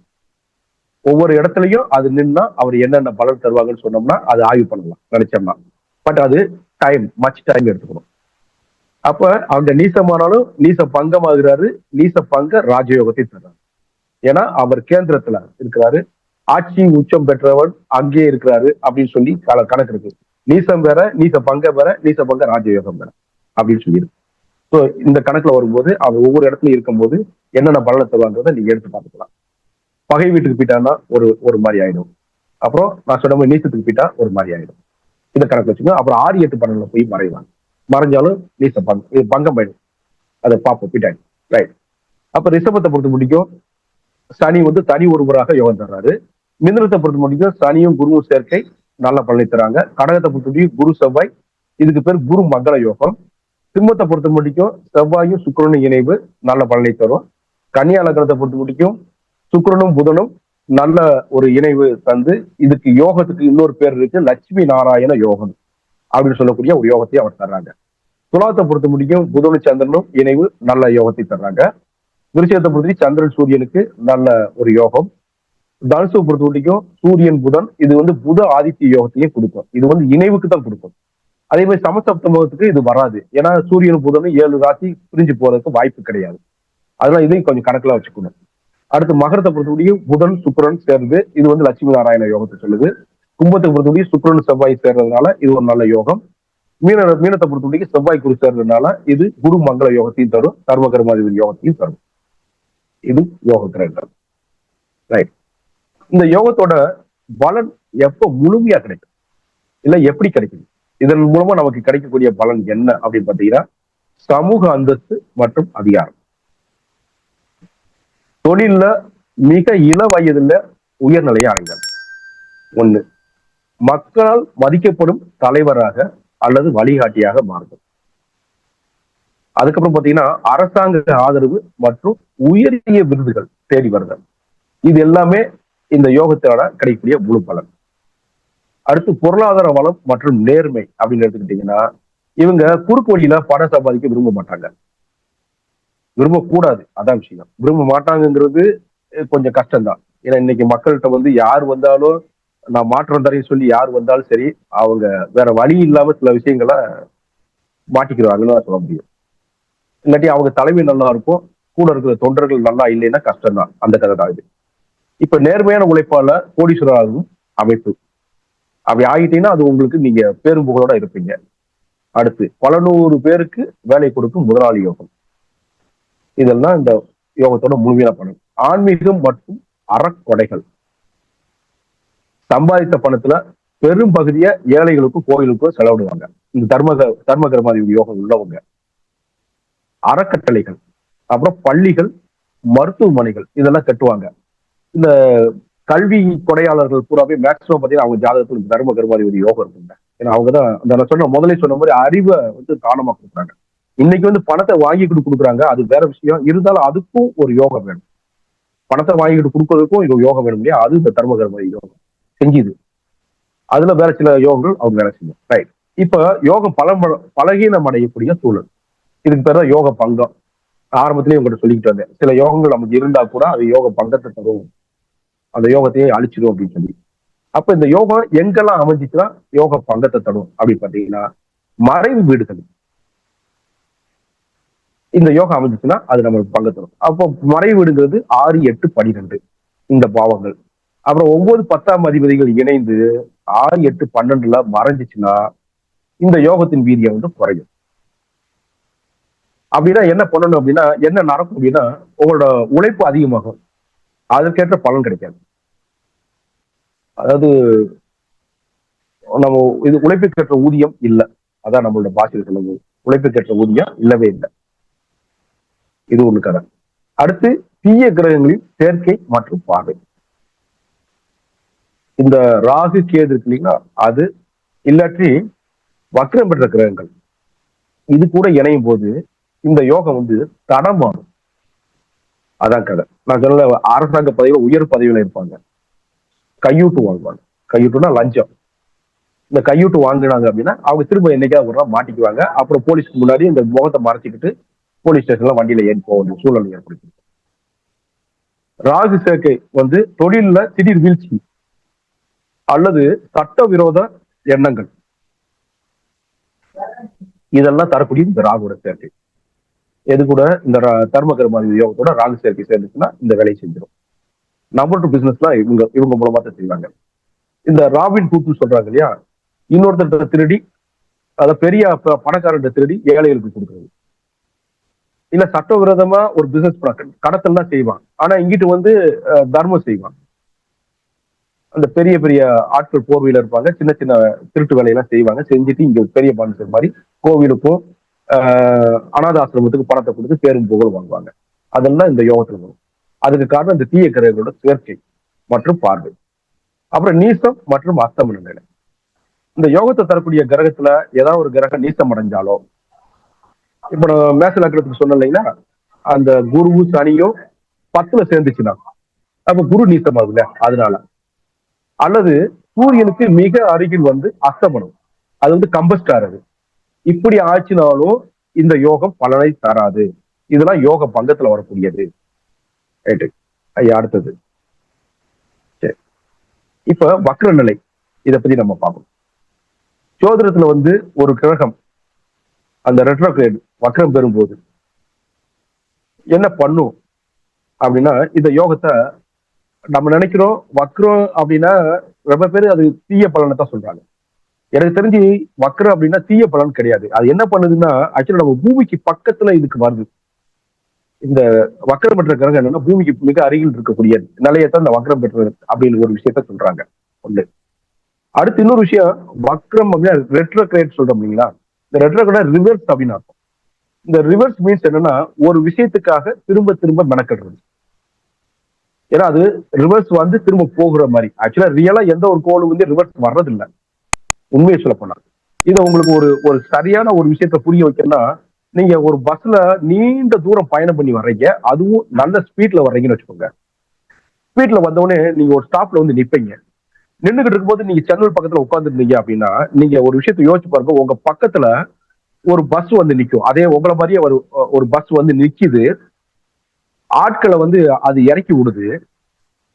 பாத்தீங்கன்னா அந்த பஸ் இறக்கி விட்டுட்டு உங்களுக்கு முன்னாடியே அது கிளம்பும் போது பாத்தீங்கன்னா உங்க பஸ் ரிவர்ஸ்ல போற மாதிரி உங்களுக்கு ஒரு ஃபீலிங் தரும். யாராவது அனுபவிச்சிருக்கீங்களா பாருங்க, அனுபவிச்சிருப்பீங்க. நான் பலமுறை அனுபவிச்சிருக்கேன். என்ன தெரியுமா நினைப்பேன், நான் உட்காந்துட்டு திடீர்னு பார்த்து அப்படி புரிஞ்சுக்கிட்டே இருப்பேன்.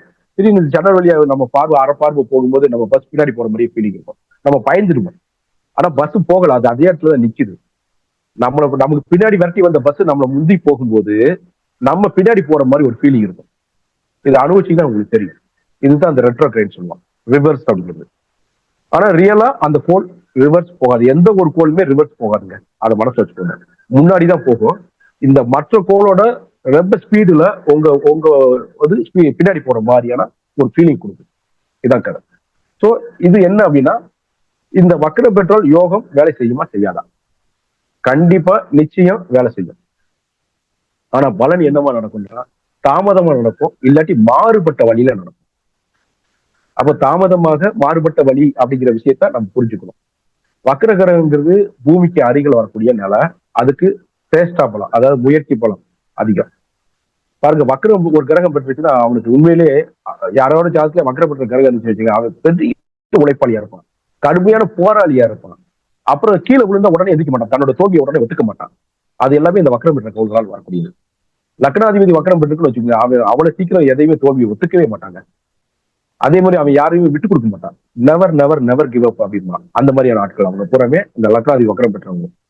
என்ன, அவன் ஒரு அந்த வக்ரங்கிற வார்த்தைக்கு அந்த ரிவர்ஸ்ங்கிற இருக்கிறதுனால கொஞ்சம் மூர்க்கனாகவும் இருப்பான். அதை கொஞ்சம் கவனிச்சு அவங்க கூட பழகணும். சரிங்களா? சோ ஜாதகர் வந்து கடுமையான போராட்டங்கள் பின்னாடிதான் அவர் பெரிய தாக்கத்தை வருது. சரி, இப்ப இந்த வக்ரம் அடையக்கூடிய விஷயங்கள்ல ஒரு கோள் வக்ரம் அடையுது இல்லையா? இப்ப தர்ம கர்மாதிபதி இருக்கு இல்லையா? அப்போ 9ஆம் இடத்த அதிபதி வக்ரம் அடைந்தால் என்ன பலம்? பூர்வ புண்ணியம், அதிர்ஷ்டம், ஆடம்பர வாழ்க்கை கை கொடுக்காது. அதாவது 9ஆம் இடத்த அதிபதி வக்ரம் அடைந்தால் பூர்வ புண்ணியமோ உங்களோட அதிர்ஷ்ட ஆடம்பர வாழ்க்கை எல்லாம் கை கொடுக்காது. ஆடம்பர வாழ்க்கைக்கு வந்து இந்த இது கை கொடுக்காது. அப்ப கவனமா இருக்கணும். இதோட விளைவு என்ன? தந்தையுடன் கருத்து வேறுபாடு வரலாம். ஆனாலும் ஜாதகர் வந்து சுய முயற்சியாலும் ஆன்மீக தடலாலும் 30 வயசுக்கு மேல, இவரு 30 வயசுக்கு மேல கர்மத்தின் உண்மையான அர்த்தத்தை புரிஞ்சுட்டு தொழிலில் நிலை பெறுவார். கண்டிப்பா அவனுக்கு 30 வயசுக்குள்ள சுயரான வாழ்க்கை இருக்கு. அது வரைக்கும் பெரிய போராட்டம் இருக்கும். போராட்டத்தை மட்டும் கைவிடக்கூடாது. இது எப்படின்னா, இந்த இது தோன்ற மாதிரிதான். ரத்தனம் தோன்றதுக்காக மண்ணை தோண்டிக்கிட்டே போவான்.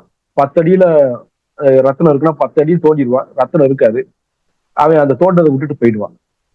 ஒருத்தர் யோகம் உள்ள வருவான், வந்து அவன் 1 அடி தான் தோண்டுவான், இல்லாட்டி 1/2 அடி தான் தோண்டுவான், உள்ள ரத்தனம் இருக்கும். அது மாதிரி. ஸோ இந்த ரெட்ரோகட் உள்ளவங்களுக்கு இந்த மாதிரிதான். ஒருத்தர் தோண்டினதை நம்ம போய் தோண்டா நம்மளுக்கு கிடைச்சிடும். இல்ல நம்ம விடாம தோண்டணும், அதாவது திரும்ப திரும்ப தோண்டணுங்கிற அர்த்தம். அதுக்கு தான் அதை வக்ரனாலே திரும்ப திரும்ப அர்த்தம். ஸோ இதெல்லாம் கர்ம அதிபதி வக்ரமுடையதால் வரக்கூடியது. அடுத்த ஸ்லைடு. கர்மாதிபதி 10ஆம் இடத்த அதிபதி வக்ரமடைந்தால் என்ன பலன்? நிலையற்ற தொழில், அப்படி இல்லாட்டி அடிக்கடி தொழிலை மாற்றுறது. நிலையற்ற தொழில் இல்லாட்டி அடிக்கடி தொழிலை மாற்றுதல் அர்த்தம். கேரியர் இன்ஸ்டபிலிட்டி அடிக்கிறான். இதோட விளைவு என்ன? சமூகம் சொல்லக்கூடிய வழக்கமான பாதையில இவங்களால வேலை செய்ய முடியாது. அத நேர்மையா வேலை செய்ய முடியாது. இப்ப அதான் ஒரு கணக்கு சொல்ல, ஒரு மென்பொறியாளர் இருக்காரு. அவர் திடீர்னு வேலையை விட்டுட்டு விவசாயத்தை போவார். அப்புறம் சொந்த தொழில தொடங்குறது, வேலையை விட்டுட்டு திடீர்னு சொந்த தொழில் தொடங்குறது. இது வந்து பகிர்ந்து முடிவு, அதாவது திடீர்னு முடிவு எடுக்குது, பகிர் முடிவு சொல்றோம். அப்புறம் தங்களுக்கு பிடிச்ச தனித்துவமான துறையில சாதிப்பாங்க. இதெல்லாம் இந்த 10ஆம் இடத்த அதிபதி வக்ரமுடையவர்களால் ஏற்படக்கூடிய பலன். அடுத்த ஸ்லைடு.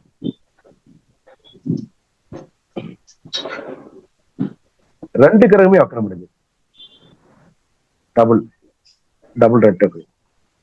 இதுக்கு பேரு விசித்திரமான அமைப்பு. இது இவங்களோட வாழ்க்கை பாத்தீங்கன்னு வச்சுக்கோங்க, திடீர்னு 180 தலைக்கெல்லாம் மாறிடும். எப்படி எல்லாம் மாறும் அப்படின்னா, ஒரு தீவிரமான நாத்திகர் திடீர்னு பாத்தீங்கன்னா ஆன்மீக குருவா மாறிடுவார். இல்லாட்டி பெரும் நஷ்டத்துல இருக்கக்கூடிய தொழிலை விட்டுப்பட்டு யாருமே செய்ய துணியாத ஒரு தொழிலை எடுத்து அதை செஞ்சு அதுல பெரும் புகழ் வாங்கி உலக புகழ் பெறுவாங்க. இதெல்லாமே இந்த 2 கோள்களும் வக்கரமா இருக்கிறதுனால. அப்படின்னா இந்த வக்கரத்தை பத்தி சொல்லும் போது என்ன சொல்லலாம்னா, வக்கரங்கிறது கிரகங்களோட பலகீனம் அல்ல, அது வந்து கிரகங்களோட தனித்துவமான வேகம்.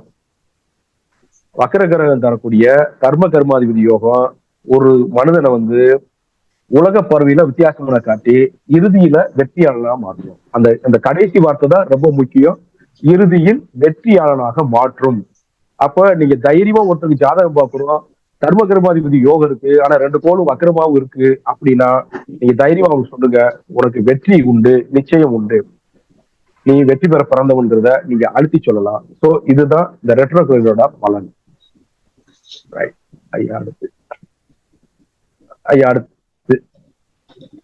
அடுத்து ரைட். இந்த யோகம் எப்போது வேலை செய்யும்? இதுக்கு முன்னாடி ஒரு 3 ஸ்லைட்ல என்ன பண்ணியிருந்தேன்னா, ஒருத்தர் நடைமுறையில உள்ள உங்களை ஜாதகத்தை போட்டிருந்தேன், பட் அது சரி பண்ணல, அதனால அழிச்சிட்டேன். அதை நிஜ உலக ரைட். யோகம் எப்போது வேலை செய்யும்? இது வந்து தசாபுத்தி காலத்துல வேலை செய்யும். ஜாதகத்துல யோகம் இருந்தா மட்டும் போதாது, அதுக்கான தசாபுத்தி வரணும், அதான் முக்கியம். எப்படி நம்மளுக்கு தோசை சொல்ற, இந்த செவ்வாய் தோசைன்னு சொல்றோம், பிறக்கும் போதே ஒருத்தருக்கு செவ்வாய் தோசை இருந்துச்சுன்னா அவனுக்கு செவ்வாய் தோசை பெருசா வேலை செய்யாது. அதை பத்தி நீங்க யோசிக்க தேவையில்லை. அதாவது யோக பங்கத்துல அது போயிடும். அவர் மிருகசீரிஷ நட்சத்திரத்துல பிறந்திருக்காருன்னா அந்த செவ்வாய் திசையில தான் பிறந்திருப்பாரு. அந்த பொண்ணு செவ்வாய் திசையில தான் பிறந்திருக்கும். அப்ப அந்த பொண்ணுக்கு போய் 2, 4, 7, 8ல இருக்கு, 12ல இருக்கு, இது செவ்வாய் தோஷம்னு சொல்லி அதை காயப்படுத்தக்கூடாது. அதோட கல்யாணத்தை தள்ளி போடக்கூடாது. புத்தியில வேலை செய்யும், அது போயிட்டு போகுது. புத்தி செவ்வாய் புத்தி எப்பயுமே சின்ன புத்தி. அவங்களுக்கு அந்தந்த நேரத்துல கோயிலுக்கு வழிபாடுலாம் சொன்னீங்கன்னா அது தப்பிச்சு போயிடுவாங்க, தப்பே இல்லை. அதுதான். அது மாதிரிதான் இந்த தசாபதி காலத்துல உங்களுக்கு தசா இருந்துச்சுன்னா தான் முக்கியமா பலன் தரும். ஏன் அப்படின்னா தசா தான் நீண்ட நீண்ட நெடுங்காலம். அதுலயும் ரொம்ப குறைஞ்சது 6 வருஷம் சூரியன் தசை, செவ்வாய் தசை 7 வருஷம். ஸோ இந்த 2 கோள்களுக்கு தான். இப்ப இதுல பாருங்க, நம்ம இந்த கோள்களை எடுக்கவே இல்லை. நம்ம ராகு கேதுவோட இணைவுலாம் நம்ம எடுக்கல. ஏன்னா அது அந்த அந்த இடத்துல இருந்துச்சுன்னா அது இடத்தோட டிஸ்போசிட்டர், இடம் கொடுத்து நல்லா இருக்கும். அதனால அதை நம்ம அங்கே கணக்குல எடுக்கல. அதனால இந்த ஜாதகத்துல யோகம் இருந்தா மட்டும் போதாது, அதுக்கான தசா புத்தி வரணும். முக்கியமா தசா வரணும். 9ஆம் அதிபதி 10ஆம் அதிபதி தசை நடக்கும்போது யோகம் முழுமையாக வேலை செய்யும். அதுல எந்த வித மாற்றமும் கிடையாது. இதான் யோகம் வேலை செய்யக்கூடிய காலம். ஐயா அடுத்த ஸ்லைட்.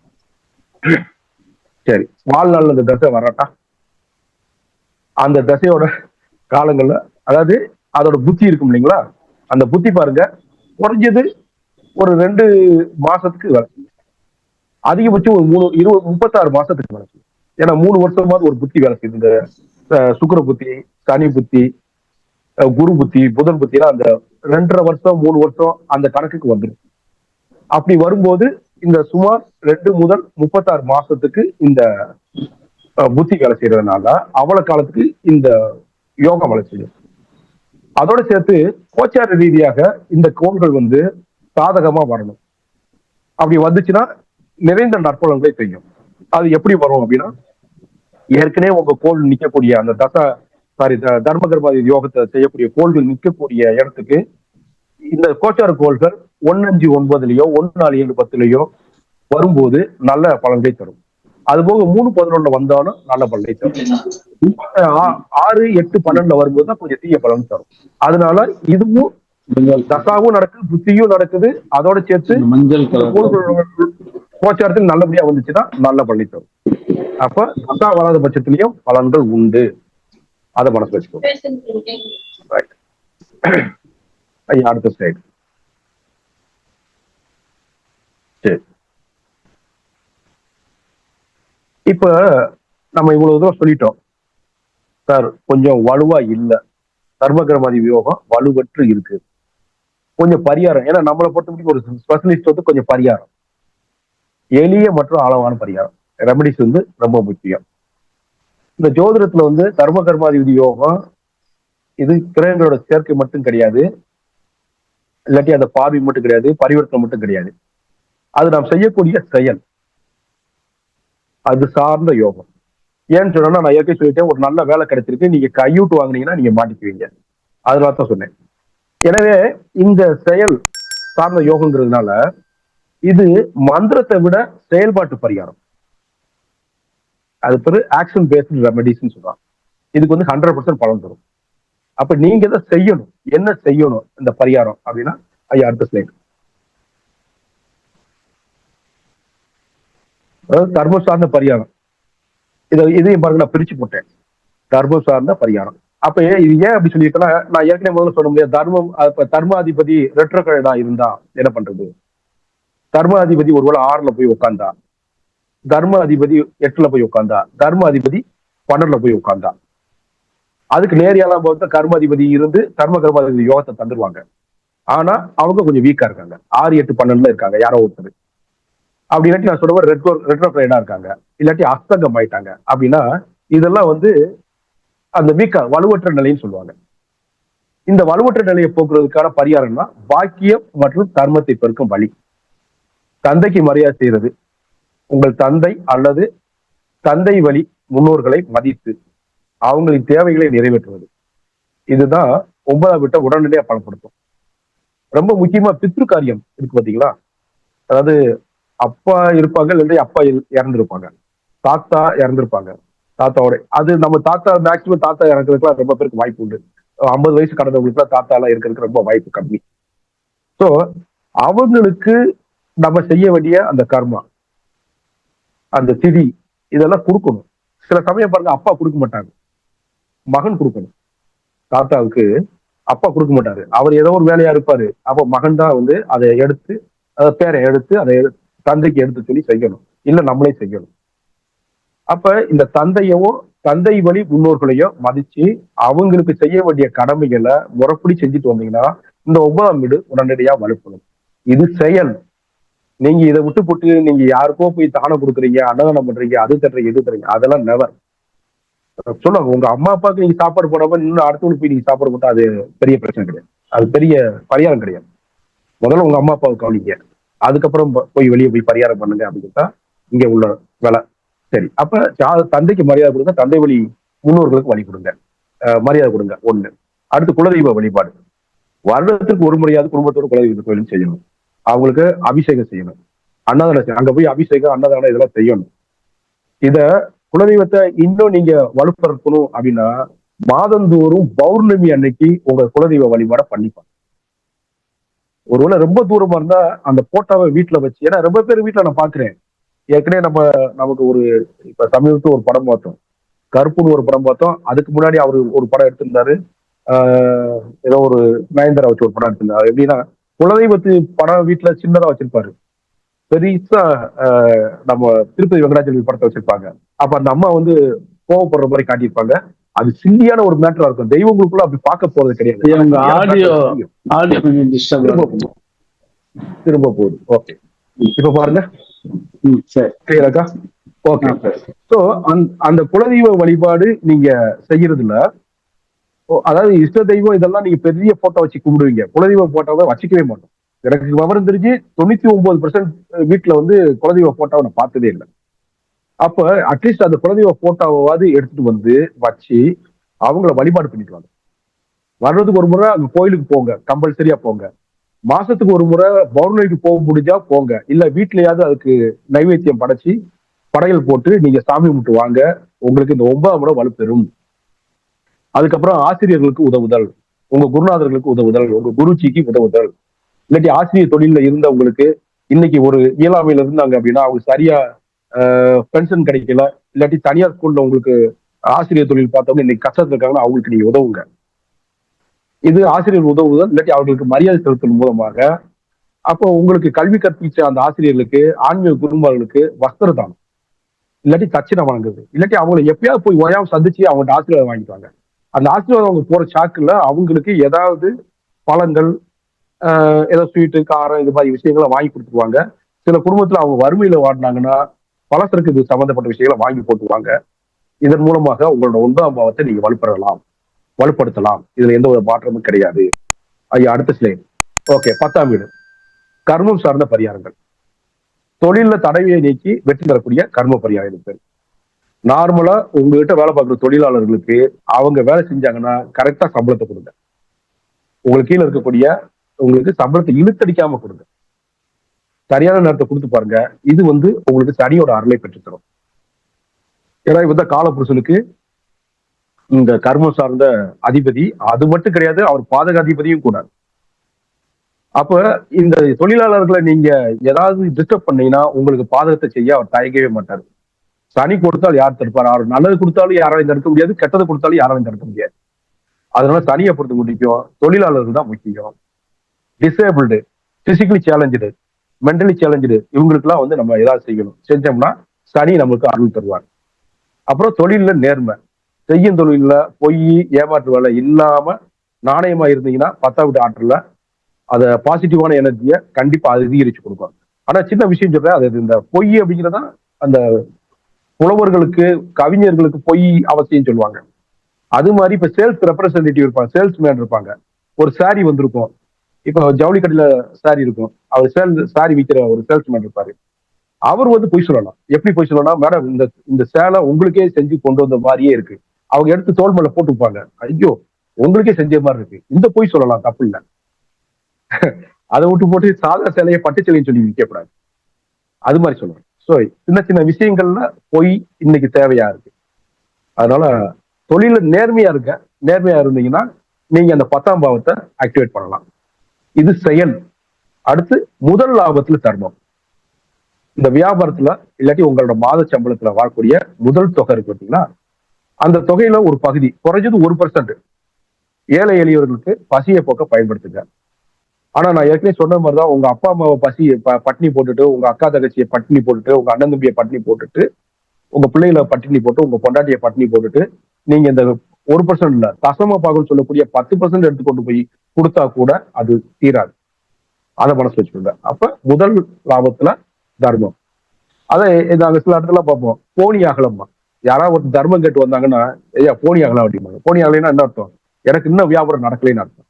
சோ வியாபாரம் நடந்துச்சுன்னா அந்த வியாபாரத்துல ஒரு ஒரு % எடுத்து அதை நீங்க தானமா கொடுங்க. நீங்க நல்லது, உங்களோட அந்த 10ஆம் பாவம் செயலுக்கு வந்துடும்.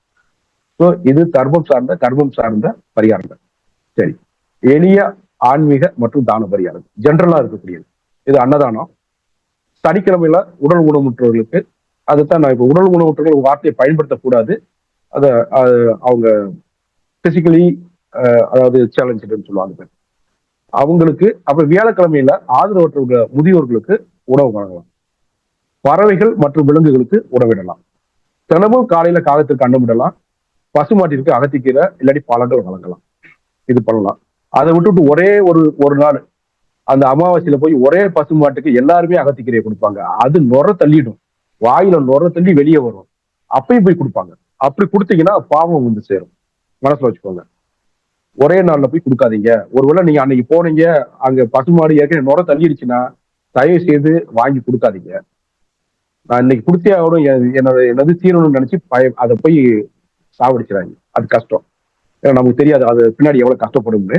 அதனால நீங்க பசுமாட்டுக்கெல்லாம் நீங்க கொடுக்கறதா இருந்தா அது வயிறு பசியோட இருக்கு கொடுத்துருங்க. அன்னைக்கு முடியலன்னா பரவாயில்ல, மறுநாள் கொடுங்க, இல்லாட்டி முதல் நாள் கொடுத்து பழகுங்க. இல்லாட்டி அதுக்கு தேவையான பசு மாட்டு அந்த தீவனத்தை வாங்கி அந்த உண்மையாட்ட கொடுத்துருவாங்க. ஐயா இதை நாளைக்கு கொடுத்துருங்க, நாளைக்கு கழிச்சு கொடுத்துருங்க. தீவனம் கொடுக்கலாம். நீங்க அகத்திக்கீரையே கொடுக்கணுங்கிற அவசியம் கிடையாது. ஸோ காகத்திற்கு தினசரி அன்னமிடலாம். அப்புறம் பிரார்த்தனையில உங்கள் அக்னாதிபதிக்குரிய தர்ம கர்மாதிபதி கிரகங்களோட அதிதேவதைகள், உதாரணமா குருவுக்கு தட்சிணாமூர்த்தி, சனிக்கு ஈஸ்வரன், ஆஞ்சநேயர் அப்படின்னா அவங்களை வழிபாடு செய்வதன் மூலமாக இந்த தர்ம கர்மாதிபதி யோகம் உங்களுக்கு வேலை செய்யும். இது செயல்பாட்டுல வரக்கூடிய எளிய ஆன்மீக பரிகாரம். ஐயா அடுத்து சரி, முடிவு வந்துச்சு. தர்ம கர்மாதிபதி யோகங்கிறது கடமையையும் நேர்மையையும் போதிக்கும் யோகம். சுயநலம் தாண்டி பொதுநலம் நினைப்பவர்களுக்கு இந்த யோகம் முழு பலன் தரும். அப்படின்னா ஜாதக கட்டத்துல கிரகங்கள் வலுவிழந்து இருந்தாலும் நம்முடைய எண்ணமும் செயலும் நேர்மையாக இருக்கும்போது நாமே நம் கைகளால் தர்ம கர்மாதி யோகத்தை உருவாக்கி கொள்ள முடியும். தர்மத்தை நாம் காத்தால் நம் கர்மாவை அந்த தர்மம் காக்கும். இதுதான் முடிவு. ஐயா நேரம் ஆயிடுச்சே, கரெக்டா இருக்கா தெரியல, முன்னாடி முடிச்சுட்டா தெரியல. வேற ஸ்லைட் இருக்கா பாருங்க. ஓகேங்க, சரி ஸ்லைடை க்ளோஸ் பண்ணிடலாமாங்க? ஸ்லைடோட க்ளோஸ் பண்ணிடலாங்க.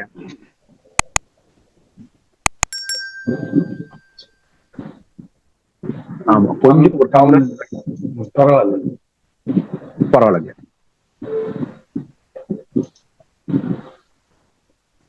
ஒரு நிமிஷம்.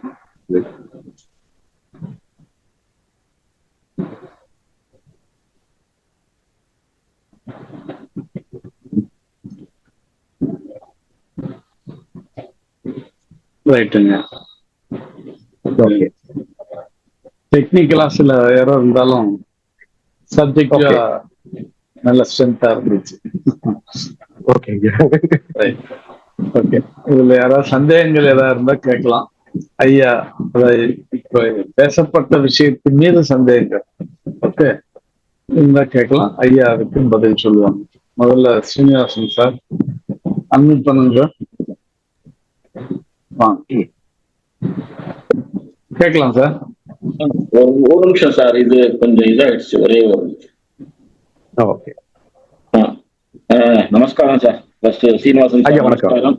குரு நாகராஜன் சார், நீங்க இந்த வகுப்பை ரொம்ப ஈஸியா அருமையா புரியபடி எளிமையா அருமையா விளக்குனீங்க. ரொம்ப நன்றி ஐயா. எனக்கு ஒரே ஒரு சந்தேகம் தான். மேஷ லக்னத்திற்கு 9 குடையவர் குரு, 10 குடையவர் சனி. ஆனா பராசர முறையில என்ன சொல்றாங்க அப்படின்னா, அவரே 11 குடையவர் பாதகாதிபதி. பாதகாதிபதி 9ஆம் இடத்தோட சேரக்கூடாது. 9ஓட அதாவது குருவும் சனியும் மேஷ லக்னத்திற்கு சேர்ந்தால் அது நல்ல பலனை கொடுக்காது. அது சேர்க்கையா இருந்தாலும் சரி, நட்சத்திரத்துல இது இருந்தாலும் சரி கொடுக்காதுன்னு சொல்றாங்க. இதுல எப்படி சார் இது ஒர்க் அவுட் ஆகும்? நீங்க சொல்றது இது எப்படி கொஞ்சம்? அதாங்கய்யா, இது தர்ம கர்மாதிபதி யோகம் நம்ம சில சமயம் பங்கம் சொல்லியிருக்கேன். இப்ப இதுல ஒரு 2 விஷயம் நான் சொல்ல மறந்திருக்கேன். அதை நான் சொல்லிட்டே உங்களுக்கு நான் பதில் சொல்றேன். என்ன பலன், என்ன விஷயம்னா, இந்த நட்சத்திர பரிவர்த்தனை இருக்கு. இந்த 9ஆம் இடத்து அதிபதி 10ஆம் இடத்துல தங்களுக்குள் நட்சத்திர பரிவர்த்தனை ஆனா கூட இந்த யோகம் வேலை செய்யும்னு சொல்லி சொல்றாங்க. பட் எனக்கு அதுல பெரிய உடன்பாடு இல்லை. இருந்தாலும் அது வேலை செய்யறதுக்கு வாய்ப்பு. ஏன்னா பரிவர்த்தனை யோகத்துல அது முக்கியமான யோகம் தான், இல்லைன்னு சொல்லல. அதுவும் வேலை செய்யும். ஒண்ணு. அடுத்து இன்னொரு விஷயம் சொல்றேன். பாவாத் பாவம் சொல்லி ஒன்று இருக்கு. பாவாத் பாவம் அப்படின்னா, இப்போ 9ஆம் பாவத்துக்கு 9ஆம் பாவம் இருக்கு இல்லைங்களா, அவரும் 10ஆம் பாவத்துக்கு 10ஆம் பாவ அதிபதியும் சேர்ந்தா இந்த தர்ம கர்மாதிபதி யோகம் வேலை செய்யணும்னு சொல்லியிருக்காங்க. ஒரு விஷயம். அப்ப இன்னொரு விஷயம் பாருங்க. இப்ப ஒரு லக்னத்துக்கு 9, 10 குறினா அடுத்தடுத்த வீட்டுக்காரங்களா மாறிடுவாங்க. ஆனா பாவாத் பாவம் வரும்போது அது என்னவா மாறுது அப்படின்னா, அதாவது 9ஆம் பாவத்துக்கு 9ஆம் பாவம் 5ஆம் பாவமா மாறும். 10ஆம் பாவத்தை எடுத்துக்கிட்டீங்கன்னா 10ஆம் வீடுக்கு 10ஆம் பாவம் 7ஆம் வீடா மாறும். அப்ப 5க்கு அடுத்து வரக்கூடிய 6ஆம் வீடு வராது. அப்ப இந்த 5ம் 7ம் சேர்ந்துச்சு அப்படின்னா அது தர்ம கர்மாதிபதி யோகம் ஒன்று இருக்கு. அடுத்து இன்னொரு விஷயம் இருக்கு. இந்த எதுல சொல்லலாம்னா,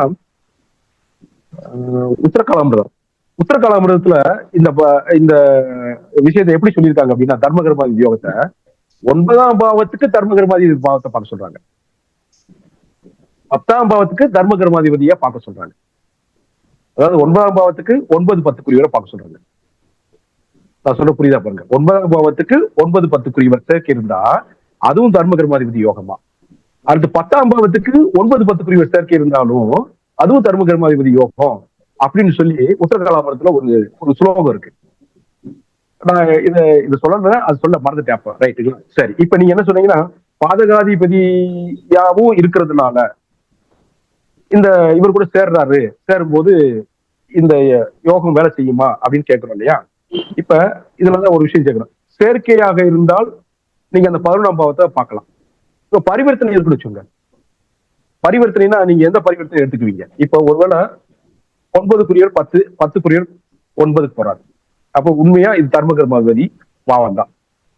நல்லா பாத்தீங்க. இதே 9 குறியரும் 11 குறியரும் பரிவர்த்தனை ஆனா அது வேற மாதிரி போயிடும். நல்லா புரிஞ்சுட்டா? இது இந்த ஒரு லட்சத்துக்கு தான் அந்த ஒருத்தரே வர்றாரு. 10, 11 குறியா வர்றாரு. மத்த இடத்துக்கு போகும்போது வேற கோள்கள் மாறி மாறி போயிடுறதுனால இதுல ஒரு கன்ஃபியூஷன் இருக்கு. ரைட்டுங்களா? கன்ஃபியூஷன் இருக்கு ஒண்ணு. ஆனா நம்ம என்ன சொல்லிருக்கோம், இது யோகத்தை பலமற்றதாக மாற்றும் பொழுது பரிகாரம் நான் சொல்லியிருக்கேன். அது செயல் பரிகாரம், மந்திர பரிகாரம் கிடையாது. நீங்க அங்க போய் ஹோமம் வளர்க்கறது இதெல்லாம் கிடையாது. மந்திரத்தை சொல்றது அது கிடையாது.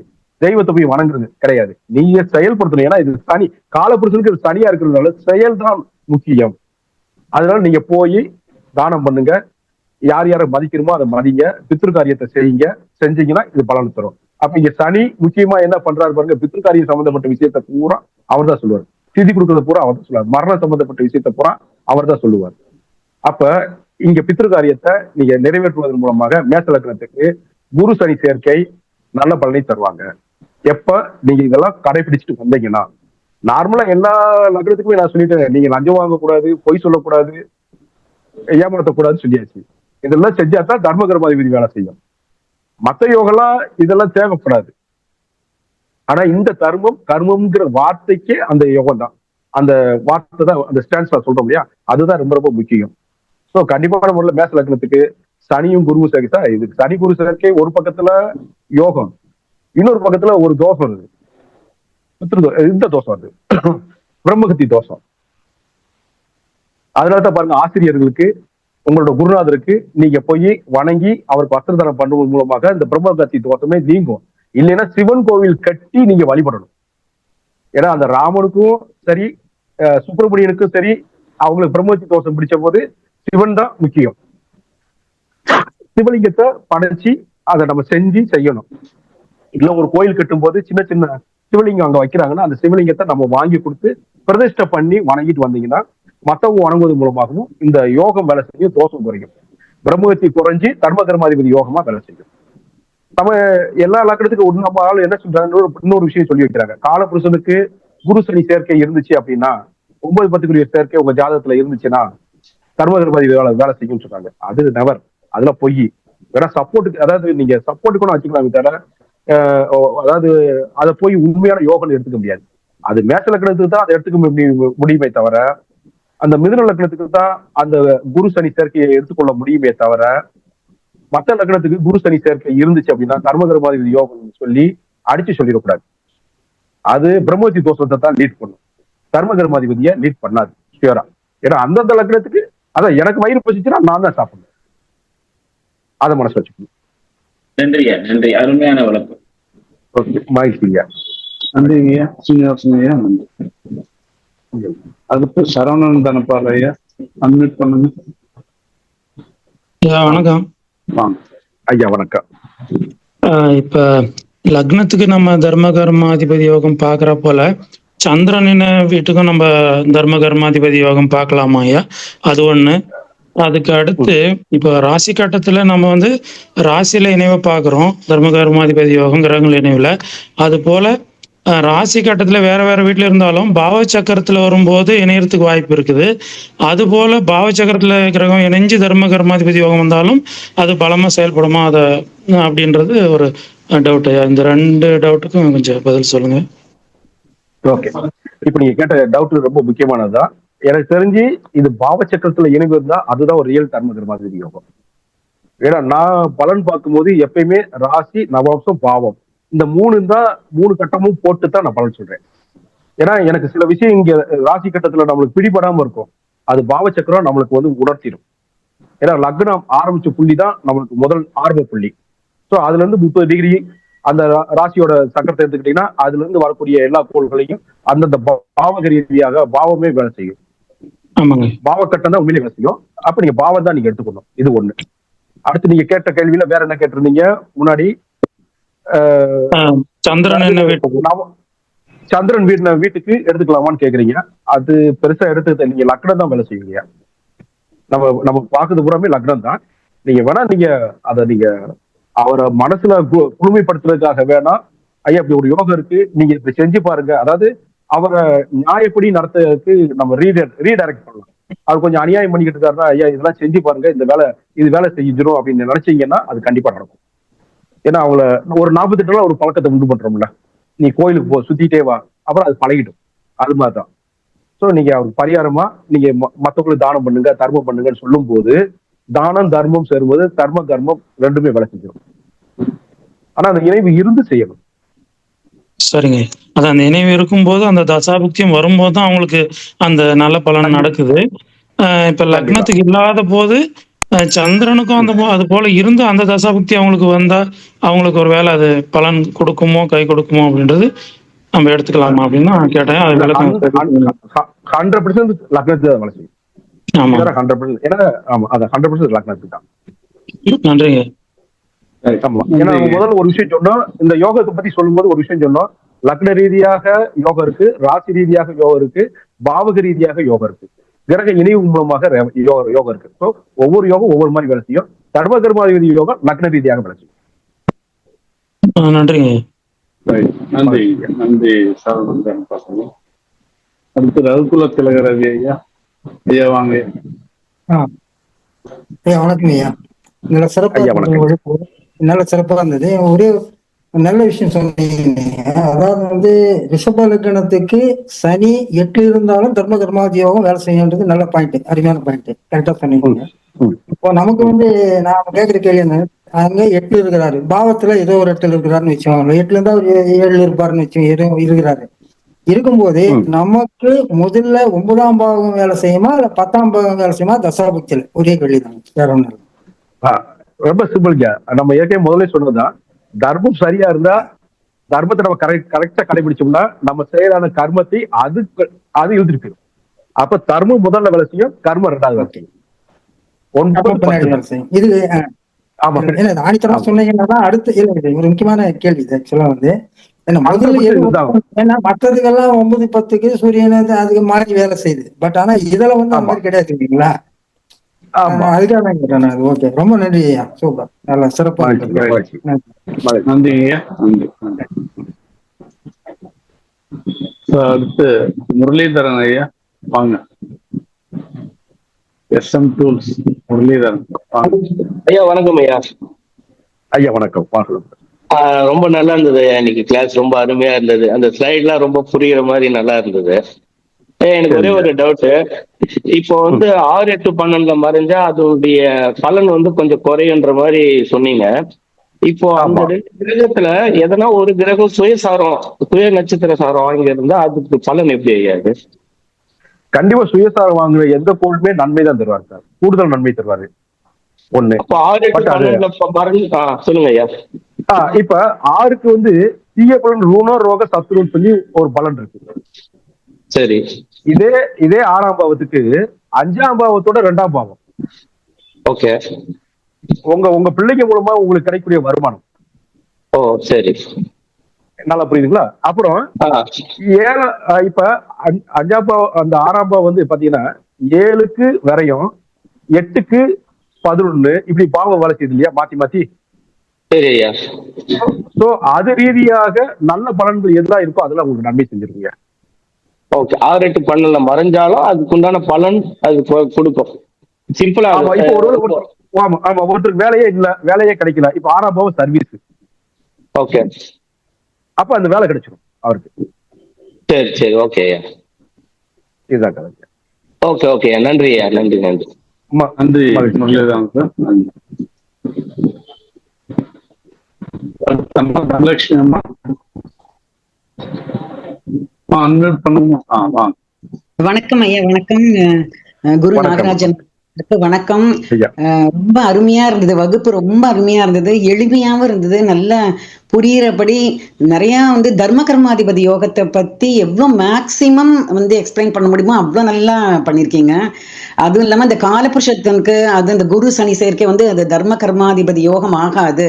உண்மையான ஒரு தர்ம கர்மாதிபதி லக்னத்துக்கு தான் 9, 10 அப்படிங்கிற மாதிரி ரொம்ப அழகா எடுத்து சொல்லியிருந்தீங்க. இப்போ நீங்க விருச்சிக லக்னத்துக்கு பாக்குறச்ச சூரியனும் சந்திரனும் வந்துட்டு தர்ம கர்மாதிபதிகளா வராங்க. 9 கூடைய சந்திரன். ஆனா அது ஸ்திர லக்னமா இருக்கிறதுனால 9 கூடையன் வந்துட்டு பாதகாதிபதியும் வர்றார். அவர் சொன்ன மாதிரி மேஷத்துக்கு சனி பாதகாதிபதியா வர மாதிரி விருச்சிகத்துக்கு சந்திரன் வந்து பாதகாதிபதியா வரும் பொழுது என்ன மாதிரி பலன்களை கொடுப்பார்? இந்த சூரியன் வந்து 6ஆம் இடத்துல போய் உச்சமா இருக்குன்னு வச்சுக்கோங்க விருச்சிக லக்னத்துக்கு. அப்போ இந்த சூரியன் சந்திரன் ஒன்னா சேர்வது அமாவாசை யோகத்தப்ப முழுமையான யோகத்தை கொடுப்பாரா, இல்லாட்டா 2ஆம் தரமான யோகத்தை கொடுப்பாரா? இந்த பாதகாதிபதியா இருக்கிறதுனால எந்த மாதிரி யோகத்தை கொடுப்பாரு சார் விருச்சிக லக்னத்துக்கு? ஆமா ஆமா. ஏன்னா இப்ப சரத்துக்கு 11, ஸ்திரத்துக்கு 9, அப்புறம் உபயத்துக்கு 7ஆம் இடம் பாதக ஸ்தலமா வருது. சோ இவங்களோட இணைவு வரும்போது கண்டிப்பான முறையில ஒரு பக்கம் ஏதோ ஒரு பிரச்சனையை கொடுக்கத்தான் செய்ய போறாரு. அதனாலவே தான் யோக பங்கம் ஏற்படும் போது, இல்லாட்டி யோகம் வலுவற்று இருக்கும் போது, யோகம் வந்து வலுவற்று இருக்கு. இது வந்து வலுவற்ற யோகம். அந்த அமாவாசை யோகம் வந்து வலுவற்று இருக்கிறதுனால இதற்கான செயல்முறை பரிகாரங்கள் சொல்லி நான் அதை சொன்னேன்.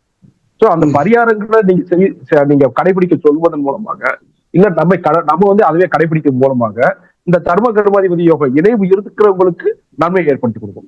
சிவரா அதுல பங்கு இருக்கிறதால கொஞ்சம் உங்களுக்கு தடையும் தாமதமும் ஏற்படும். ஆனா கண்டிப்பா நடக்கும். ஏன்னா நம்ம வக்ரத்துக்கே என்ன சொன்னோம், வக்ரத்துக்கே பலன் தருமா கேள்வி கேட்டோம்.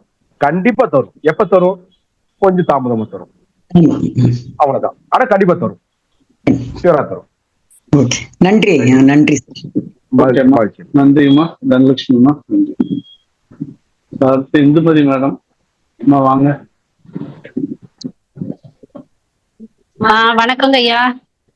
வணக்கம். ரொம்ப நல்லா இருந்தது இன்னைக்கு வகுப்பு. இது இப்போ எத்தனை டிகிரிக்குள்ள சேர்க்கை இருந்தாக்கா அதை வந்து தர்ம கர்மாதிபதி யோகத்துல எடுத்துக்கலாம்னு சொன்னீங்களா? நான் கொஞ்சம் லேட்டா தான் ஜாயின் பண்ணேன். இல்ல நான் டிகிரி எல்லாம் சொல்லலங்கம்மா, ஒரு ராசிக்குள்ள இருந்தா ரைட் தான் போதும். 30 டிகிரில இத்தனை டிகிரிக்குள்ள சேர்க்கைக்குன்னு இத்தனை டிகிரி இருக்கும்ல? இருக்குங்கம்மா. சில விஷயங்கள் பாருங்க, இப்ப சூரியனும் புதனும் வந்து உங்களுக்கு யோகத்தை தர்றாங்கன்னு வச்சுக்கோங்க. இப்ப யாருக்கு நம்ம தனுசு லக்னத்துக்கு வந்து 9க்குரியவர் சூரியனா வர்றாரு, 10க்குரியவர் வந்து புதனா வர்றாரு. இவங்க 2 பேரும் எப்பயுமே இணைஞ்சுதான் மேக்சிமம் இணைஞ்சிருப்பாங்க, சில சமயம் தான் பிரிஞ்சிருப்பாங்க. ஒருவேளை ரொம்ப இணைஞ்சுட்டான கம்பஸ்ட் ஆயிடுவாரு. கம்பஸ்டா உங்களுக்கு தெரியுமா, அஸ்தங்கம் ஆயிடுவாரு. அப்ப யோக பங்கமா மாறும். அதனால ரொம்ப இணையக்கூடாது, ரொம்ப நெருக்கி இணையக்கூடாது. இணைஞ்சீங்கனாலே இது இது வக்ரம் ஆவாங்க. சில ராசிகள்ல போகும்போது 5, 6, 7ல போகும்போது வக்ரம் ஆறாங்க. சில டிகிரிஸ் போகும்போது இணையும் போது என்ன ஆகுறாங்கன்னா அது கம்பஸ்ட் ஆகுது, அஸ்தங்கம். ஒரு 12 டிகிரி அதுக்குள்ள போச்சுன்னா கம்பஸ்ட் ஆகுது, 12க்கு மேல போச்சுன்னா பிரியுது அப்படின்னு சொல்ற முடியாது. அது மாதிரி சோ அதே மாதிரி சூரியன் சந்திரன் இணையும் போது சில விஷயங்கள் 12 டிகிரிக்கு 0ல இருந்து 12 டிகிரிக்குள்ள அவங்க என்னவா இருப்பாங்க, அமாவாசையில இருப்பாங்க. பின்னாடி 12 டிகிரி வச்சுங்கன்னு வச்சுக்கோங்க, சதுர்த்தசியா இருப்பாங்க. இந்த 12க்கு மேல போகும்போது உங்களுக்கு பிரதமையா இருப்பாங்க. நம்ம சொல்லுவோம் சதுர்த்தசி அமாவாசை பிரதமையில நல்ல காரியம் செய்ய வேணாம்னு சொல்லுவோம் நம்ம. புரியுதுங்களா? ஏன்னா அந்த இப்ப சந்திரனுக்கு அஸ்தங்கம் இல்லை, ஆனாலும் இந்த உள்ள போகும்போது நம்ம சந்திரனை பயன்படுத்தவே மாட்டோம். சதுர்த்திசையை பயன்படுத்த மாட்டோம், அமாவாசையை பயன்படுத்த மாட்டோம், இது பிரதமையை பயன்படுத்த மாட்டோம். இதை மனசுல வச்சுக்கிட்டு அதை கம்பஸ்ட்ங்கிற நிலைமையில நம்ம வச்சுக்கலாம். ஒருவேளை கம்பஸ்ட் ஆயிடுக்குன்னு கூட நினைச்சுக்கலாம். அப்ப கம்பஸ்ட் ஆகுது அப்படின்னா உங்களுக்கு பலகீனமாகுது, பல மற்ற இருக்குன்னு அர்த்தம். பலகீனமா இருக்கிறதுனால நான் சொல்றேன், இந்த பரிகாரங்களை கொஞ்சம் ஃபாலோ பண்ண சொல்லுங்க, அதை திரும்ப இது பண்ணிடும் அப்படின்னு சொல்லியிருக்கேன். இதான் கதை. சோ இவ்வளவு டிகிரிக்குள்ளதான் அப்படிங்கிறத நீங்க எடுக்க வேணாம். அந்த ராசிக்குள்ள 30 டிகிரிக்குள்ள இருக்கிறாரு, ரொம்ப நெருங்கிச்சுன்னா கம்பஸ்ட், இல்லாட்டி கிரக யுத்தம் ஆயிடும். ஒரே ராசியில ஒரு 4-5 கிரகம் சேர்ந்து இருக்கும் போது ரொம்ப ஒட்டி போச்சுன்னா கிரக யுத்தம் ஆகும். அப்ப நம்ம சொல்லுவாங்க வடக்கே உள்ள கிரகம் ஜெயிக்கும் அப்படிம்பாங்க. அதை ரொம்ப கன்ஃபியூஸ் பண்ணிக்க வேணாம், பெரிய பெரிய கன்ஃபியூஷன் ஆயிடும். நார்மலா இணைவு, சமசப்தம பார்வை, பரிவர்த்தனை, இது எல்லாமே நம்மளுக்கு தர்ம கர்மாதிபதி யோகத்தை தந்துரும். பலகீனமா இருந்துச்சுன்னா நான் சொன்ன பரிகாரத்தை ஃபாலோ பண்ண சொல்லுங்க, போதும். உங்களோட பிடிஎஃப் டெலிகிராம் குரூப்ல ஸ்டார் அகாடமியோட டெலிகிராம்ல ஷேர் பண்ணுங்க. சார்ட்ட கொடுத்துட்டேன், அவரு இது பண்ணிடுவார், ஃபார்வர்ட் பண்ணிடுவார். போட்டுடலாம் இல்லையா சார்? போட்டுடலாம் தாராளமா போடுங்க. என்ன இங்க ஸ்கிரீன்ல ஷேர் பண்ணோம், ஜூம்ல கலந்துட்டோம் மட்டும்தான் தெரியும், நம்ம ரெக்கார்டிங்ல அது வரல. சோ அதனால அது போட்டா நல்லா இருக்கும். போட்டுருங்க சார். ஓகே, தாராளமா கொடுத்துருங்க.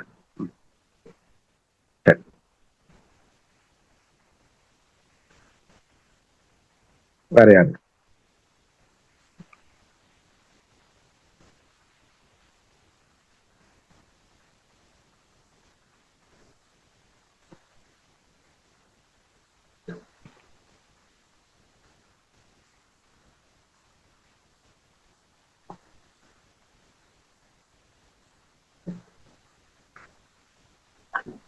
அடுத்து ஜி.கே. பிரபாகரன் சார், அன்மியூட் பண்ணுங்க. ஸ்டார் அகாடமி நிறுவனர் ஐயா அவர்களுக்கும் சிறப்புரை ஆசிரியர் ஐயா அவர்களுக்கும் எனது ஆத்ம நமஸ்காரம். வணக்கம் ஐயா. எனக்கு வந்து இப்ப தனுசு லக்னமாகி அவர் 9, 10 வந்து சூரியனும் புதனும் வராங்க ஐயா. தனுசு லக்ன புள்ளி வந்து 6 பாகை 38 கலையில விழுகுதுங்க. சூரியன் வந்து 22 டிகிரிக்கு மேல இருக்காருங்க. புதன் வந்து விருச்சிகத்துல 29 டிகிரி 48 கலையில இருக்காருங்க. சரிங்க. அப்ப இவங்க இருவருக்கும் இணக்கம் பாத்தீங்கன்னா ஒரு 23, 24 டிகிரிக்குள்ள வந்துருதுங்க. சரிங்க.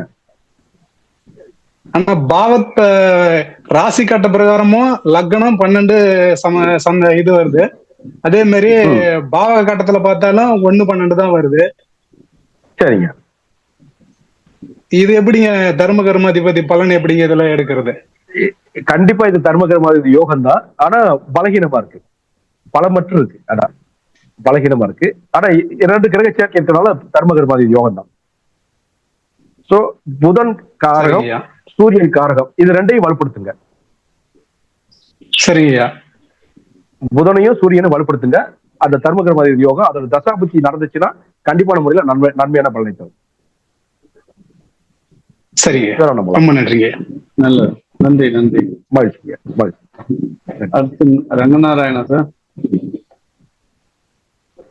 ரங்கநாராயணா சார் வணக்கம் சார். வாங்க வாங்க. சார், இந்த தர்ம கர்மாவதி யோகம் சொன்னும் போது எனக்கு ஒரு 3 டவுட் இருக்கு சார். இப்போ இந்த இணைவு வந்து 1, 5, 9, 3, 7, 11, 2, 12 அப்படி போய் நாடி அஷ்டாஜ் பிரகாரம் இணைவு எடுக்கலாமா? இல்ல, அந்த இணைவு எடுக்க வேணாம் நீங்க. அப்படி சார். அந்த இணைவு. அப்புறம் சார், குரு சனி சேர்ந்தாக்கா யூடியூப்ல 2-3 இடத்துல கேட்டிருக்கேன். குரு வந்து காலபுருஷ பிரகாரம் 9ஆம் வீட்டு அதிபதி, சனி காலபுருஷ 10ஆம் வீட்டு அதிபதி. குரு சனி சேர்க்கை இருந்தாக்கா எர்லி ஏஜ்ல ஜாப் வரும் சொல்லியிருக்கா. சரி, அது தர்ம கர்மாவதி யோகம் எப்படி இருக்கலாம் சார்? அது வந்து உண்மைதான். ஏர்லியா ஏன் வருது அப்படின்னா, அந்த குருவும் சனியும் சேரும் போது, இப்ப நீங்க கோச்சாரத்திலுமே உங்க சனி மேல சனி வந்தாலோ, உங்க குரு மேல குரு வந்தாலோ, இல்லாட்டி உங்க இருக்கக்கூடிய சனி மேல குரு வந்தாலோ, இல்ல உங்க ஜாதகத்துல இருக்கக்கூடிய குரு மேல சனி வந்தாலோ யோகம். உங்களோட வேலை கிடைச்சிடும். உங்களோட பிசினஸ்ல வந்து புதிய முயற்சி செய்வீங்க. உங்க பிசினஸ் அப் ஆகும். இதுல குரு சனி சேர்க்கையில எந்தவித மாற்றம் கிடையாது. பட் தர்ம கர்மாதிபதி யோகம்னு எடுத்தீங்கன்னா அது மேச லக்னத்துக்கு மட்டும்தான். காலபுருஷனுக்கு அவங்க இணைவு இருந்தா கூட வேற லக்னத்துக்கு போகும்போது அந்த 9, 10 கூடியவர்கள் இணைவு இருந்துச்சுன்னா தான் அது பெர்ஃபெக்டா வேலை செய்யும். மற்றபடி நம்ம மனசு சேர்த்திக்கலாம், இது இருக்குன்னு சொல்லி சேர்த்திக்கலாம், அவ்வளவுதான் சார். அப்புறம் சார், ரிஷப லக்னத்துக்கு 9 கூட 10 கூட 2 சனியா வராரு. அது எப்படி எடுக்கணும் சார்? அவர் நல்ல பொசிஷன்ல இருக்காரு, உச்சமா இருக்கிறாரு. இப்ப ரிஷபத்துக்கு உச்சமா இருப்பாரு, ஆனா 6ல போய் மறைகிறாரு. பாத்தீங்களா? அப்படிங்கும் போது அவர் நல்ல யோகத்தை தான் செய்வாரு. ஆனா 6ல இருக்கிறதுனால கண்டிப்பான முறையில சின்ன பலகீனம். அப்ப அந்த பலகீனத்தை நீக்கிறதுக்கு நான் சின்ன பரிகாரங்கள் சொல்லியிருக்கேன். நான் பெரிய வேலையில சொல்லல, சின்னதா ஒரு தான தர்மங்கள், இல்லாட்டி யாரை மதிக்கணும் அப்படிங்கிற மாதிரி சின்ன விஷயம் சொல்லியிருக்கேன். அதை செய்யறது மூலமாக நீங்க அதுல பெர்ஃபெக்டா அந்த தர்ம யோகத்தை வேலை செய்ய வைக்கலாம். ஒண்ணு. ஒருவேளை அவர் நல்ல இடத்துல இருக்காரு, லக்னத்திலேயே இருக்கிறாரு, சூப்பரா வேலை செய்வாரு. ஆமா, அதே 9லயே இருக்கிறாரு, நல்லா வேலை செய்வாரு. 10லயே இருக்கிறாரு, நல்லா வேலை செய்வாரு. ஒருவேளை இந்த லக்னத்துக்கு 1, 4, 7, 10ல 7ஆம் இடத்துக்கு போனா அவர் திக்குப்பலம் ஆயிடுவாரு. இன்னும் சூப்பர். அப்படி இப்படி எல்லாம் நீங்க அவர் நீசமாகவோ பகையாகவோ போகும்போது 6, 8, 12ல மறையும் போது நமக்கு கொஞ்சம் பலனை நீங்க பெருசா எதிர்பார்க்க முடியாது. அது வந்து யோக பங்கமா இருக்கு. Okay sir, okay sir. உங்க இது ரொம்ப நல்லா சார், உங்க டீச்சிங் ரொம்ப நல்லா இருந்தது. பட் திங் இஸ் பிடிஎஃப் கூட அனுப்புங்க சார். கொடுத்துருவாங்க. ஓகே, நன்றி சார். தேங்க்யூ. அடுத்து நம்ம வெங்கடேஷன் ராமசுப்பையா ஐயா, வாங்க, உங்க மேலான அபிப்பிராயத்தை சொல்லுங்க. வணக்கம் வணக்கம் வணக்கம். நண்பர் பேர் நாகராஜன் அவர்களுக்கு வணக்கம். குரு நாகராஜன் வணக்கம். நல்லா பொறுமையா கேட்டுட்டு இருந்தேன். சரி. அதாவது பரம்பரையே இந்த தொழில் இருக்கும்போது அதில் அனுபவம் தாராளமா, அதாவது இன்னும் கேட்டு இருக்கலாம். ஏன் இவ்வளவு சீக்கிரம் முடிச்சீங்கன்னு தெரியல. டைம் நிறைய இருக்குது, இன்னும் டைம் நிறைய இருக்கு, எடுத்து பேசிக்கலாம், பரவாயில்ல. இல்ல, அதுதான் லக்ன ரீதியாக எடுத்து பேசியிருந்தோம்னா ரொம்ப டைம் போயிடும். ஆனா இது பத்தி இருக்காது. இல்ல, அது என்ன அப்படின்னா, கிடைத்த வரைக்கும் நம்ம முடிஞ்ச வரைக்கும் என்ன மாணவர்களுக்கு சொல்லிக் கொடுக்கும் போது கிடைத்த வரைக்கும் எலாபரேட் பண்ணி சொல்லிக் கொடுத்துடலாம். ஆமா. ஆனா சிறப்பு அந்த ஒரு யோக இந்த அடுத்தது நான் ஐயாட்ட ஒரு ரெக்கமெண்ட் பண்ணலாம். ஐயா, இதோட நிறுத்த மாட்டேன், பஞ்சமுகா புருஷ யோகத்தையும் ஒவ்வொரு யோகத்தையும் இந்த மாதிரி விளவரிய பேச சொல்லியிருக்கு. அவரே லேப்டாப் வச்சுக்கிட்டு அவரே ஷேர் பண்ண சொல்லி, அவ்வளவுதான். பஞ்சமகா புருஷ யோகம் இருக்குல்ல, அந்த யோகத்தை எல்லாத்தையுமே ஒவ்வொரு யோகத்துக்கும் என்னென்ன பலன், எப்படி பலன் அப்படிங்கறத தாராளமா நீங்க எடுக்கலாம், பண்ணிடலாம். அதாவது இந்த மாதிரி விஷயமெல்லாம் பரம்பரை மட்டும் நிறைய கொட்டி கிடக்கும். சரிங்களா? நம்ம பண்ணிடலான்ட்டாங்க. அது பரம்பரை கொட்டி கிடக்கும். புதிதா வந்தவங்கிட்டீங்களா, இப்ப நம்ம இருக்கோமே, நம்ம ஏதோ படிச்சது மட்டும் தான் தெரியும். ஆனா இவங்களுக்கு பரம்பரை ஞானம், தாத்தா சொல்லி கொடுத்தது, அப்பா சொல்லி கொடுத்தது, அதெல்லாம் சேர்ந்து வரும்போது நமக்கு அது கிடைக்கிறது ஒரு பெரிய பாக்கியம். ஓகே, மிக சிறப்பா இருந்ததுங்க. உண்மையிலே பொறுமையா உட்கார்ந்து கேட்டேன் நான். மிக்க மகிழ்ச்சி. நன்றி. அடுத்து யோகேஸ்வர் லிங்கம் ஐயா. வாங்க. ஐயா வணக்கம். சீனிவாசன் ஐயாவுக்கு வணக்கம். ராமசுப்பையாவுக்கும் வணக்கம். நாகராஜ் சாருக்கும் வணக்கம். இன்னைக்கு செஷன் மிக அருமையா இருந்ததுங்க ஐயா. இப்ப நம்ம கர்மாதிபதி யோகத்தை சொன்னீங்க, அது நிஷ்பலமா இருந்ததுன்னா எப்படி, அதுக்கு ஏதாவது ஒரு வழிமுறைகள் இருக்குங்களா? அதான் ரொம்ப சிம்பிள்ங்க. அது நீங்க நிஷ்பலம் சொல்லும் போது யோக பங்கம், அவ்வளவுதான். சரிங்களா? ஆமா, ரொம்ப பெருசா யோசிக்க வேணாம் இதை. அது வந்து யோக பங்கமா இருக்கு. சோ அந்த யோக பங்கத்தை நீங்க அதை வலுப்படுத்துங்க, அவ்வளவுதான். அதை வலுப்படுத்துறதுக்கு நம்ம அதாவது கர்ம ரீதியாக பரிகாரம், அதுல எந்த கோல் அந்த நீங்க சொல்ற நிஷ்பலமா இருக்கோ அதை நீங்க வலுப்படுத்தினா போதும். அப்படி இல்லாத பட்சத்துல ஜென்ரலா ஒரு ரெமடியும் கொடுத்தேன். இந்த ஜென்ரல் ரெமடியை யார் வேணா பார்க்கலாம். அந்த 9க்குரியவர் யார் வீக்கா இருந்தாலும் அவரை மட்டும் எடுத்துக்கோங்க. 10க்குரிய வீக்கா 10 மட்டும் எடுத்துக்கோங்க. எனக்கு 2மே செய்யறேன், கால்மா எடுத்துக்கோங்க. இப்ப நீங்க சொன்ன மாதிரி 12 பாவத்துல வந்து வீக்கான பாவத்துல வந்து அந்த எந்த கிரகம் நிக்குதோ அந்த கிரகத்துக்கு உண்டான வழிபாடுகள், அதுக்குண்டான செயல்பாடுகளை செஞ்சா அதுக்குண்டான பிரீத்தி பண்ணா ஓகே, அதை கடந்து போயிடலாம் அப்படிங்கிற மாதிரி. கண்டிப்பா சார். ஏன்னா நம்ம எண்ணம் வந்து என்ன வருதுன்னா, இந்த 9ஆம் இடத்து அதிபதி வீக்கு அவருக்காக நான் இதை செய்யறேங்கிற எண்ணம் போடுறோம். இந்த எண்ணமே என்ன பண்ணுன்னா, அது சரி நம்ம செஞ்சிட்டோம், ஒரு பரிகாரம் செய்யறோம், உடனே நம்ம என்ன ஃபீல் பண்ணா, நான் சரி பண்ணிட்டேன், இந்த கோல் நமக்கு நல்லது செஞ்சிரும். நீங்க என்ன போட்டீங்கன்னா கண்டிப்பா அங்க இருந்து ரேஸ் நமக்கு வரும். நீ உனக்கு நல்லது நடக்கும்டா அப்படின்னு சொல்லிடும். இதுக்கு முதல்ல நம்பிக்கை வேணும். ஏன்னா நம்ம ஆளுங்க என்ன சொல்ற, ரொம்ப பேர் ரெமடியே இல்லைன்னு சொல்றாங்க. ரெமடி இல்லாம ஜோதிடமே கிடையாது. நீங்க முகூர்த்த நேரம் குடிக்கிறீங்க பாத்தீங்களா, அங்கேயே ரெமடி ஆரம்பிச்சிருது. ஏன் நீங்க இஷ்டத்துக்கு தாலி கட்ட முடியாதுன்னா, ஏன் பர்டிகுலரா இந்த 5 நிமிஷத்துல கட்டணும்? நம்ம சாமக்கூட ஆர்டர்ல போட்டுல நம்ம கொடுக்கணும். இப்ப வேஷத்துல இருந்து மீன வரைக்கும் சாமக்கூட ஆர்டத்துல இந்த 5 நிமிஷத்துல தாலி கட்டுக்கன்னு சொல்லி கொடுக்குறோம். ஏன்னா அந்த அதிபதி பலமா இருக்கிறாருன்னு சொல்லி. அப்ப இதெல்லாம் ரெமடிஸ் கண்டிப்பா வேலை செய்யுது. ஆனா நம்பிக்கையோட செய்யணும். அதை நம்பணும், முழுசா நம்பணும். சரணாகதி தத்துவம் ஆயிட்டீங்கன்னா அந்த இறைவன் நமக்கு இறங்கி வருவார் சார். இதான் கதை. மிக்க நன்றிங்க ஐயா, நிறைய விளக்கங்கள் கொடுத்தீங்க. நன்றிங்க ஐயா. நன்றி சார். நன்றி. Right sir. குரு நாகராஜன் ஐயா, நிகழ்ச்சியோட நிறைவுக்கு வந்துட்டோம். ரொம்ப அருமையான விளக்கங்கள், கேள்விக்கு பதில்கள் ரொம்ப சிறப்பா இருந்துச்சு. நிறைவா நீங்க ஏதாவது சொல்லணும்னா சொன்னீங்கன்னா நிகழ்ச்சியை பூர்த்தி பண்ணிக்கலாம். இல்லைங்க, நீங்க சொல்ற மாதிரி நீங்க எப்போ கூப்பிட்டாலும் நான் வர ரெடியா இருக்கேங்கய்யா. இன்னைக்கு உண்மையிலேயே சொல்றேன், இன்னைக்கு வந்து நான் இப்ப மதுரையில இருந்து இந்த செஷனை நடத்திக்கிட்டு இருக்கேன். ஆக்சுவலா நான் சிவகாசியில இல்ல. ஒரு நான் சிவகாசியில இருந்தா என்னோட லேப்டாப்ல இருந்து நானே பண்ணி இருந்திருப்பேன். என்னோட லேப்டாப் இருக்கு, கம்ப்யூட்டர் இருக்கு, நான் 2ல கிரியேட் பண்ணி கொண்டுட்டு வந்தேன். ஆனா இங்க மதுரையில நவமணி சண்முக ஐயா இன்னைக்கு ஒரு மீட்டிங் வச்சிருக்காரு, என்னை பேச கூப்பிட்டாரு. நான் இங்க வந்துட்டேன். வந்ததுக்கப்புறம் பெர்மிஷன் கேட்டு, சார் நான் இங்க பேசிட்டு முடிச்சதுக்கப்புறம் நான் உங்கள்கிட்ட பேசிக்கிறேன்னு சொல்லிட்டேன். அதனால என்னோட செல்போன்ல இருந்து நடத்த வேண்டிய சூழல் ஆயிடுச்சு. அதனால என்னால பார்த்து அதை சப்போர்ட் பண்ணல. ஸோ நெக்ஸ்ட் டைம் நான் என் இடத்துல இருந்தே நடத்திட்டா நான் ஃபுல்லாவே நானே பண்ணி முடிச்சிருவேன். ஏன்னா இப்ப உங்களுக்கு ரொம்ப வேலை கொடுத்துட்டேன். ஏன்னா ஒவ்வொரு சைடா எனக்கு வேலை கொடுத்த பிரச்சனை, வேலை செய்யறது தான், அதெல்லாம் ஒன்றும் பிரச்சனை இல்லை. ஆனா என்ன விஷயம்னா, ஸ்கிரீன் ஷேர் பண்ணது ஜூம்ல இருக்கிறவங்க மட்டும் தான் தெரியும், வீடியோ ரெக்கார்டிங்ல போகாது. நான் ஷேர் பண்ணேன். அதனால இப்ப அதுக்காக தான் பிடிஎஃப் போடுறது கன்வீனியன்டா இருக்கும். சரிங்க, நீங்க பிடிஎஃப் ஒன்னும் பிரச்சனை பண்ணிடுறேன். நான் ஒவ்வொரு முறையும் உங்களுக்கு தெரியும், நான் இங்க வரும்போது பிடிஎஃப் ரெடி பண்றேன் பாருங்க. அது நீங்க இந்த இது ரெடி பண்ணிடுறேன், ஸ்லைட் ஷோ. அது வந்து நான் கொஞ்சம் மெனக்கிறேன். ஏன்னா ஸ்டார் அகாடமிக்கு ஒரு ஏதோ வச்சிருக்கீங்க, நீங்க ஒரு இது கட்டமைச்சிட்டீங்க. இது இப்படித்தான் கட்டமைச்சதுனால அந்த ஸ்டாண்டர்டை வந்து மெயின்டைன் பண்றதுக்காக நானும் மெனக்கிறேன். ஸ்டார் அகாடமி இவர் நடத்தினா இப்படி நடத்துவாரு, ஸ்ட்ராங்கா இருக்கும், நல்லா இருக்குங்கிறதுக்காகவே நானும் அந்த இதை மெனக்கெட்டு ஒரு 3 நாளா உட்காந்து 4 நாளா உட்காந்து எழுத்து பிள்ளைலாம் சரி பண்ணி எல்லாம் சரி பண்ணி. ஏன்னா இதை நான் வெளியில கொடுத்து வாங்குறது இல்லை, நானே செய்யறது. செஞ்சு பண்ணி கொடுத்தத இன்னும் அதிகமா கொடுக்கணும்னு நினைக்கிறாங்க. அந்த பாத்தீங்களா, ஒரு 3 ஸ்லைடு போட்டிருந்தேன். என்ன ஸ்லைட்னா, ஒருத்தவங்களோட ஜாதகத்தை போட்டு பார்த்துருந்தேன், அது கொஞ்சம் ஒத்துக்கொள்ள. அதனால நான் அதை எடுத்துட்டேன். ஏன்னா நெட்ல சில சமயம் டேட்டாஸ் மாறி கிடைக்கிறதுனால நான் திரும்ப அடுத்தது போடும்போது இதோட இன்னும் சிறப்பா பண்றேன். பண்ணுவோங்க, நல்லபடியா பண்ணுறேன். என்னோட நன்றிங்க. வாய்ப்புக்கு நன்றி. நன்றிங்க.